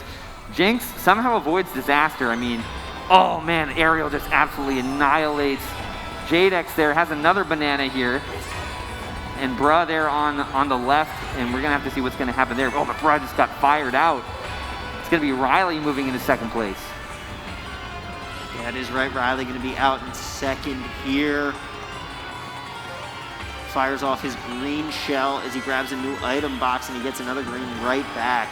Jadex behind him in 6th right now. Look at that loadout. He's got 6 items in total, 3 reds that he fires off here, and he's got mushrooms. Kiro's up in 3rd with 4 mushrooms of his own. Fires one there to pick up a new set. He's gonna get a star from 3rd place. That's how far out Funny Name is in front of the pack right now. Yeah, Funny Name's got a break, and definitely want to give a thank you there to Batter Cookie for his service, bagging in the back. Looks like Vonnie might be going back as well. I mean, yeah, Funny Name's got a big gap, and even from the last week, I mean, he gets these runaway appearances like this, it's really going to be tough to catch up. And so now we're seeing Bruh, unfortunately, take the short end of the stick there, falling off now back in 10th. Batter Cookie actually has a really good sandbag run coming up with a bill and a star. You can see that up ahead. Bear just trying to make do with what he has, probably chain this red into another double. He's got Jadex ahead of him, but it's all Funny Name here. Nobody's going to be stopping him. That is right. Funny Name is going to end up in 1st there. Shocks in play there from Bruh. And that could shuffle up the rest of the pack here. Someone ended up getting hit off the ledge by the shock at the very end and cost them a couple spots. Looks like that was Bear that got cost at the end there by that. Yeah.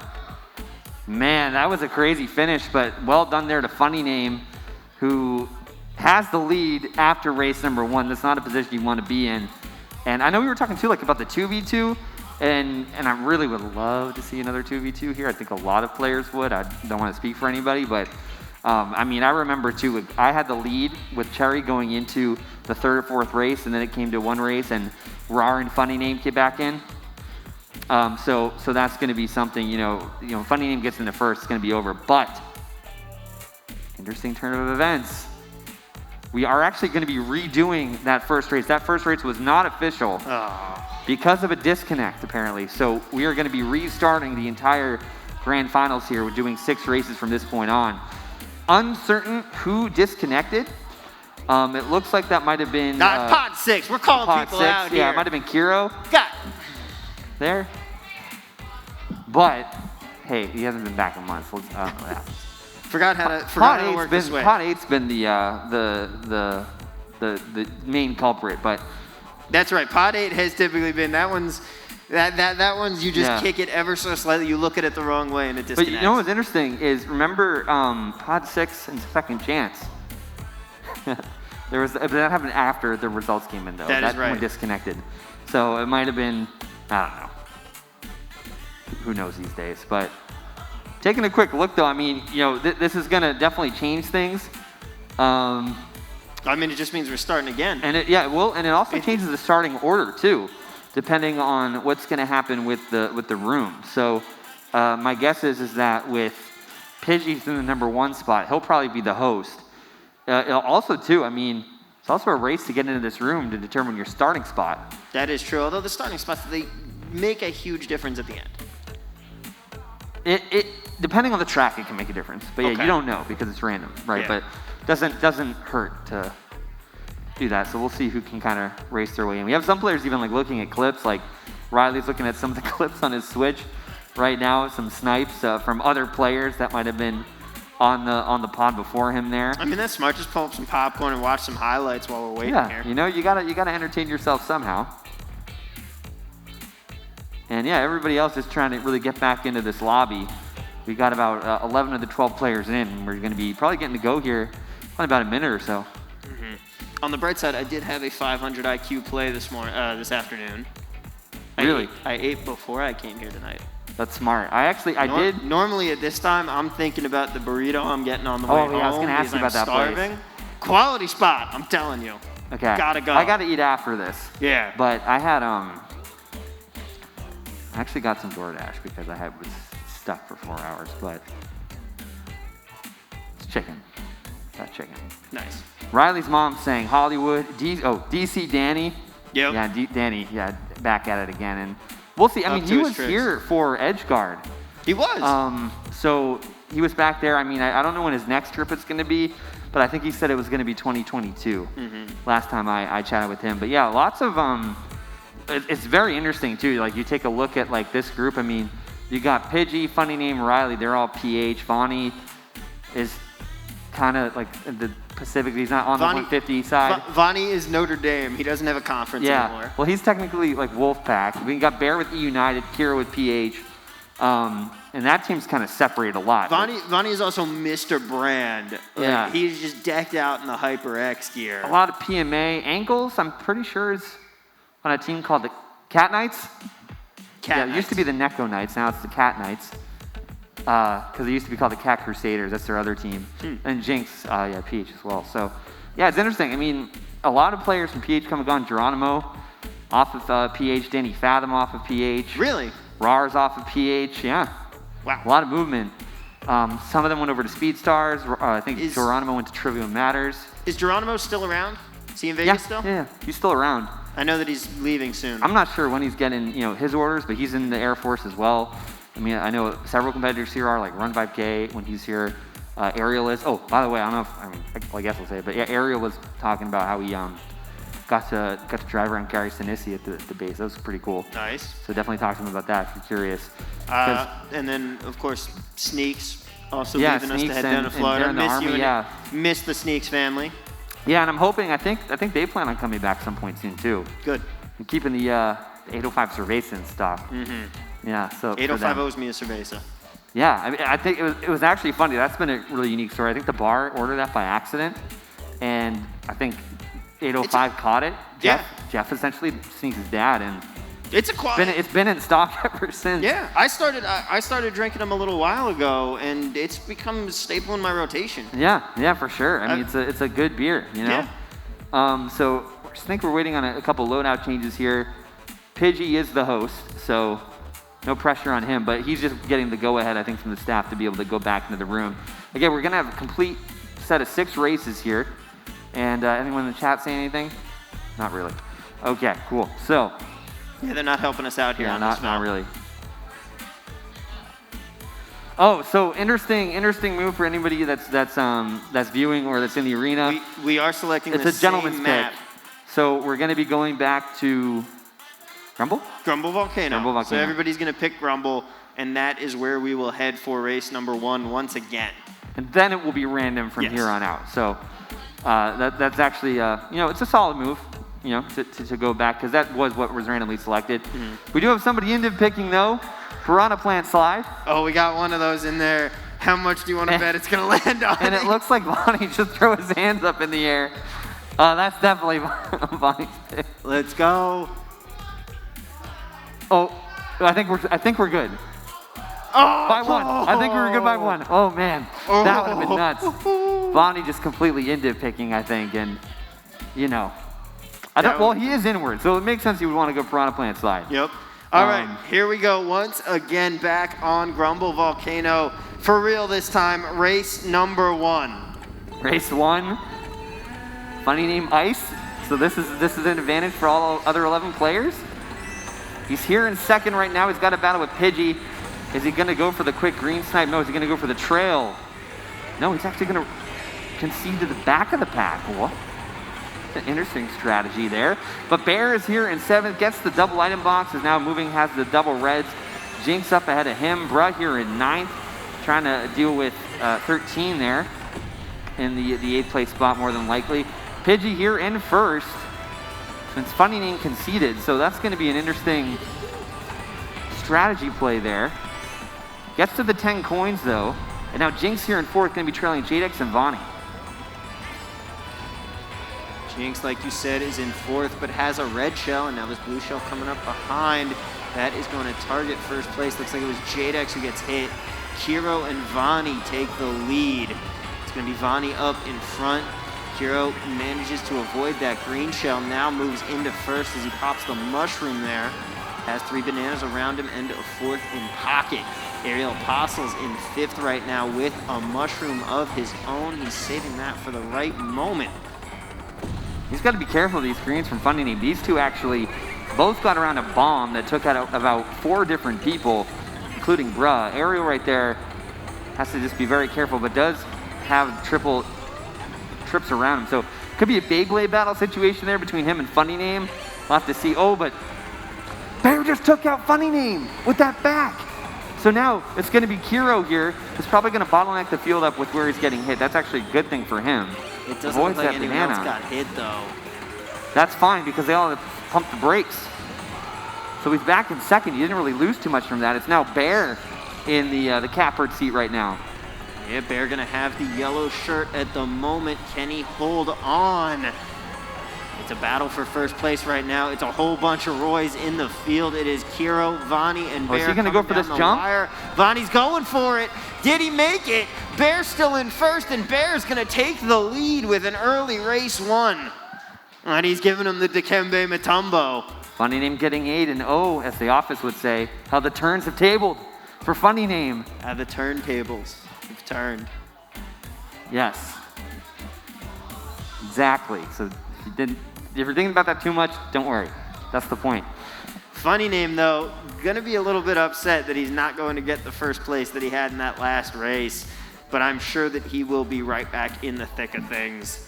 Now, I'm just here for the storyline element of this, but Kiro got like top 3, and so because the DC benefited him. Just if I was a player, I might be a little bit upset, but I'm not in the final, so I'm be curious to see how that plays. Also, not like it was his fault. No. Like, yeah, it definitely wasn't. All right, and there we have the last race results. You saw Bear in first, Kiro in second, Vonnie in third. Funny Name finishes all the way down in 8th, and Pidgey gonna end up in 11th there on that one. As we head to our second track here, where are we going to be going? We're going to GBA Mario Circuit. Lots of opportunities to run and bag this. So we'll see who's gonna go what route. It looks like Pidgey's gonna be going to Sandbag. We have a few others, Battered Cookie going back to Sandbag as well. And Jinx also going back to bag here. E United is in the chat. Hey! The E United account say Bear's built absolutely differently. Let's go Bear. Appreciate it, E United. And yeah, E United, one of several orgs that represents Mario Kart players here, but Bear definitely being the pioneer. Wow, there was okay, it wasn't on camera. Big horn. Vonnie just had a horn that took out like half the field. It's all Kiro right now here. And yeah, Bear's definitely a threat to be reckoned with, and definitely a good pickup there by E United as well.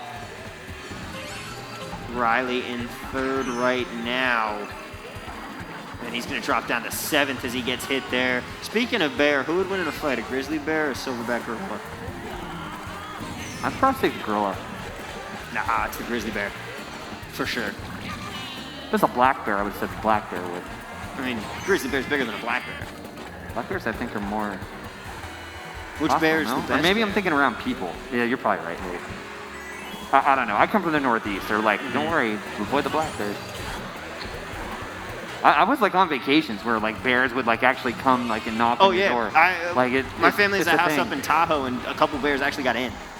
Yeah, no, they can like, yeah it's crazy. Oh, Vonnie with the hit there on Ariel is he's trying to get to Jadex right now. Jadex gets hit. Good snipe by Vonnie, and it's going to be all Pidgey here. Bear is actually going to get second. Avoids the back from Pidgey. Bro getting a nice recovery there in third after finishing last in the race prior. So Pidgey, Bear, Bruh is what we know. We'll be going through the results here pretty soon. Funny Name getting 4th. And a pretty sizable lead here from Bear after that first and second place. Very, very big indeed. Great results there for Bear, proving they are an apex predator. Yeah, for sure. And I think too that was good. That was a good line. I don't want that to go unacknowledged. But Funny Name did win like last week by like roughly 30, but Bear was in that second place contention, and there you have it. It's Pidgey, Bear, Bruh, Funny Name, Vonnie, Battered Cookie, and it kind of goes down from there. Kiro unfortunately getting 12th. That hurts his second place run from before a little bit, but Bear's up by 9 over Vonnie right now. That is very big, a very healthy lead for him. Funny Name starting to claw his way up the pack right now. What's the chat saying? The E United wrote Bear, EU Bear, greater than the gorilla, greater than a grizzly. Hey, shout out to E United though. They said the gorilla over the grizzly bear too. So no, the gorilla would not win that. But gorillas get murked by jaguars. Like, they're not beating a grizzly bear in a fight. Oh man, we also got some Bear doubters in the chat, so we'll see what happens. But again, if you're doing something good, you got to have doubters though. So that's the positive. Has Bear won an SNS title by himself? I know he's had a couple ties. I think he won one by himself. I think he's had like 2 ties and like 1 by himself. He is. I remember him. Yeah, I remember him talking about that, and that was definitely one of the more meaningful ones for him. But hey, your favorite, North's favorite, is Wild Woods. Yes, we are on Wild Woods here, and Batter Cookie is going to be bagging it as he gets a golden mushroom for his troubles. Vonnie up in third right now. Bruh right behind him throws that boomerang, and it doesn't look like it is coming back, but Bruh looks like he got hit by a green shell there. Vonnie gonna be up to third. Kiro up in second, trying to redeem himself after that last place finish in race number 2, but he gets hit by a fire flower there. That's gonna slow him down a little bit, down to fourth, but now it's his turn to try and fire off some fire, and he's gonna get hit again. Kiro just got carted. He's down to 8th. The player beside him at fire too, and this infighting, all it does is it benefits first with the clean air. And right now, you're seeing Funny Name here, and this is the situation that all these players get in. They're not looking at the big picture here. Funny Name's got a clean break, and they're gonna need to figure out a way to reel him in. Vonnie there is in second right now with only a mushroom. Yeah, Vonnie, nothing to attack first place with. Everybody hoping for a blue shell or something to use here, but Funny Name going to be out in front with a coin and a banana, so he does have a little bit of defense, and as I say it, the blue shell is going to come in. He's going to get new items after this, and now he gets the horn. That would have been helpful about 2 seconds ago. The gap has closed. Vonnie has him in his sights, but he's going to use this horn on the red shell. Did he time it right? I don't think he did. Oh, he tried to wall dodge it. Behind him, and Funny Name is not going to finish in first here. He's going to Ankles? Vonnie takes second. Did Ankles finish in first? He did. He popped off. And that was really good from Ankles to try to get those reds in. Funny Name did try to dodge it, and when Funny Name got hit by the blue, he was actually with the car into the water. So Funny Name, we saw it too on, I think, Mount Wario or RWS, when he was like on the boost pad. And you see it there, Ankles finishes in first, Vonnie in second, Funny Name in third. Then it's Ariel, Bruh, Kiro, and Jadex. And then you see the field go down from there. Bear finishes in 10th. That is going to be a little bit rough for his spot in the standings. Everybody starting to creep back up to him as now he and Vonnie are tied. Ankles and Funny Name.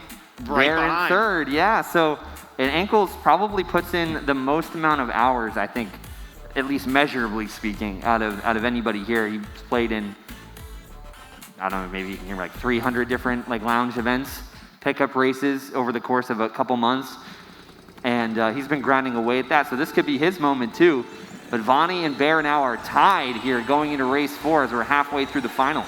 That is right, halfway done, 3 races left to go, and everything to play for. Nobody able to wrestle a lead away. At least 4 players all in contention right up at the top there. 6 points separates first through fourth. Bruh, just takes that turn a little bit either too wide or too tight, depending on your opinion there where he was going. Ariel Opossum moves up to fourth, takes that a little bit wide, has to slow up a little bit there, but has 4 greens now. He's just the king of the green shell. Yeah, he really is. And I know Bruh too, that lap back, he was just trying to go for that ramp, but he got bumped, so we kind of had to commit to falling off there, which is a little bit unfortunate. But Vonnie there in second. In first, it is Funny Name. So Funny Name with double defense as well. And Funny's taking a very fast line around there too. Jadex though, and a lot of the inward players, as he does get hit by the blue, this is a track that favors inward, so this should be helping him and the likes of Vonnie and Ariel. dodge there from Funny Name, and he's still got some more defense, but it gets booed. And he gets lightning. Vonnie does pass him here, but this is actually where it's bad for Vonnie though, because he's going to get the coin, and Funny Name's going to have some leverage here. That is right. Funny Name does end up with some leverage and ends up moving out in front with a red shell in his back pocket there. He's going to be dragging that behind him as Pidgey is up in fourth. And Kiro is all the way up to second right now. Fires that shell off, trying to wrangle in Funny Name, but the Bob-omb is going to deflect red away. And now the blue shell is coming in once again, but is it going to get there in time? Not going to matter for Funny Name. It looks like it's going to be neck and neck to the finish, though. Funny Name crosses just barely in front. Wow, he just narrowly was able to get that one. That kind of made you uncomfortable there a little bit for him. That was close. Kiro actually ended up getting second there, I believe. And right now, it is a tie now between Funny Name and Vonnie overall. And it just goes to show you, you know, Funny Name has creeped his way slowly back into this here. That is right. He clawed his way up, but with 2 races left to go, he has a share of the lead once again. You look at the last results there, Funny Name in first, Kiro, Pidgey, Vonnie, Bruh, Ariel, and Bear with another 10th place finish there. All of that early lead that he had built out through the first couple of races has evaporated. He's still in that, I think, tied for 3rd position, but that's like all the throwaway races he really has. He has to capitalize on these next 2. And right now, it's just Vonnie that's answering the call right now to Funny Name. And we're going to be going to DK Jungle. So this is going to be another interesting track because you can draft in these first couple corners. You can bump some players out of the way. Then it really just kind of gets a little bit more technical. And then you got to deal with that ledge right by the start-finish line and avoid all the item spam there too. That is right. 2 races left to go. We're off and running on DK Jungle once again. And Funny Name is out to a lead once more. It has happened so many times. Can it happen again for him? He has a 4-peat in his sights. 2 first places would do more than seal the deal. Aerial Apostle, though, in 9th right now. Gets spun out there by one of the bananas. Red Shell closing in on him. Ankles is up in 6th. Trying to move up the pack even further as everybody starts to spread out a little bit now. Yeah, Talon's saying this is the good grand finals. We got Cruiser agreeing. And by the way, Talon is also the capital of Estonia. Fun fact. But as we're going back to the race here, Jinx out in the lead. We're seeing some players kind of jockeying up. Bear just getting hit by that banana. And that's really, this ledge is just a recipe for disaster. But curious, United, what do you think of Bears in the jungle?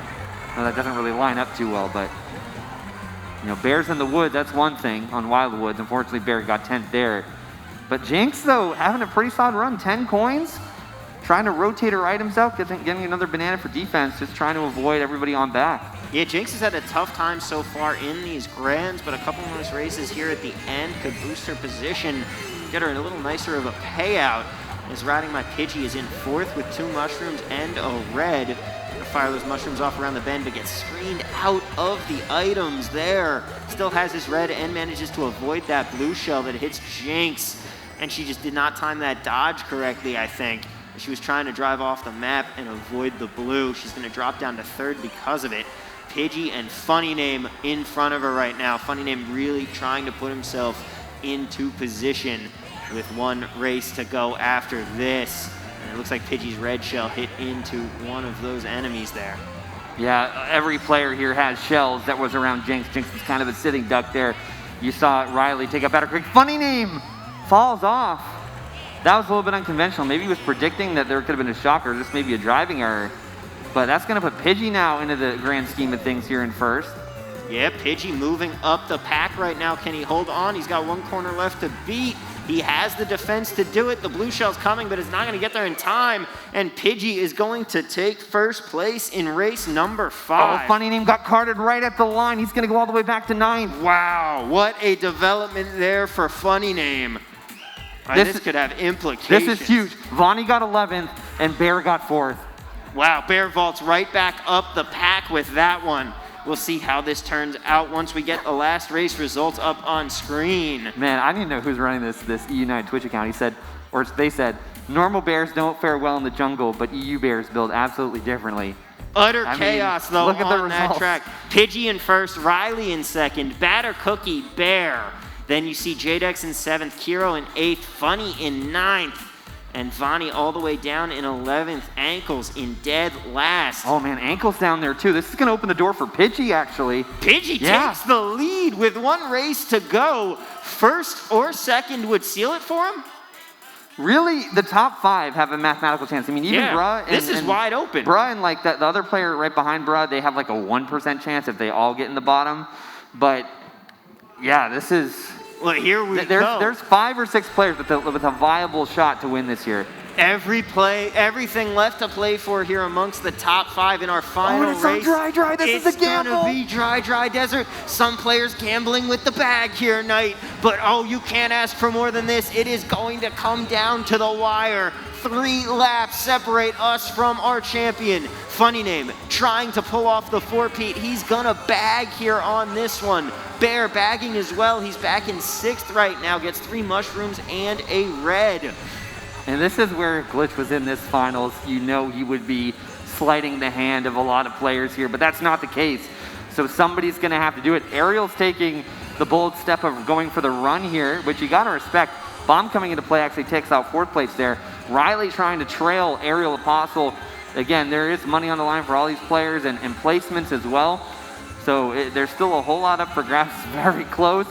Riley getting unfortunately open-ended. Couldn't get the red back quick enough. And that's going to be Vonnie in 3rd place that's in contention. Vonnie moving up. Can he hold out? We will have to see, but he gets hit there, and he's going to drop back down in the pack. Riley drops down as well to 6th here, now getting carded, going even further down the line. Aerial Apostle got hit by that blue shell. He's out in first still with a decent lead, but still 1 lap left to go. Got a coin and a bomb, but the red shell is coming. He's going to have to drop the bomb. Manages to do it on the right timing, doesn't get hit.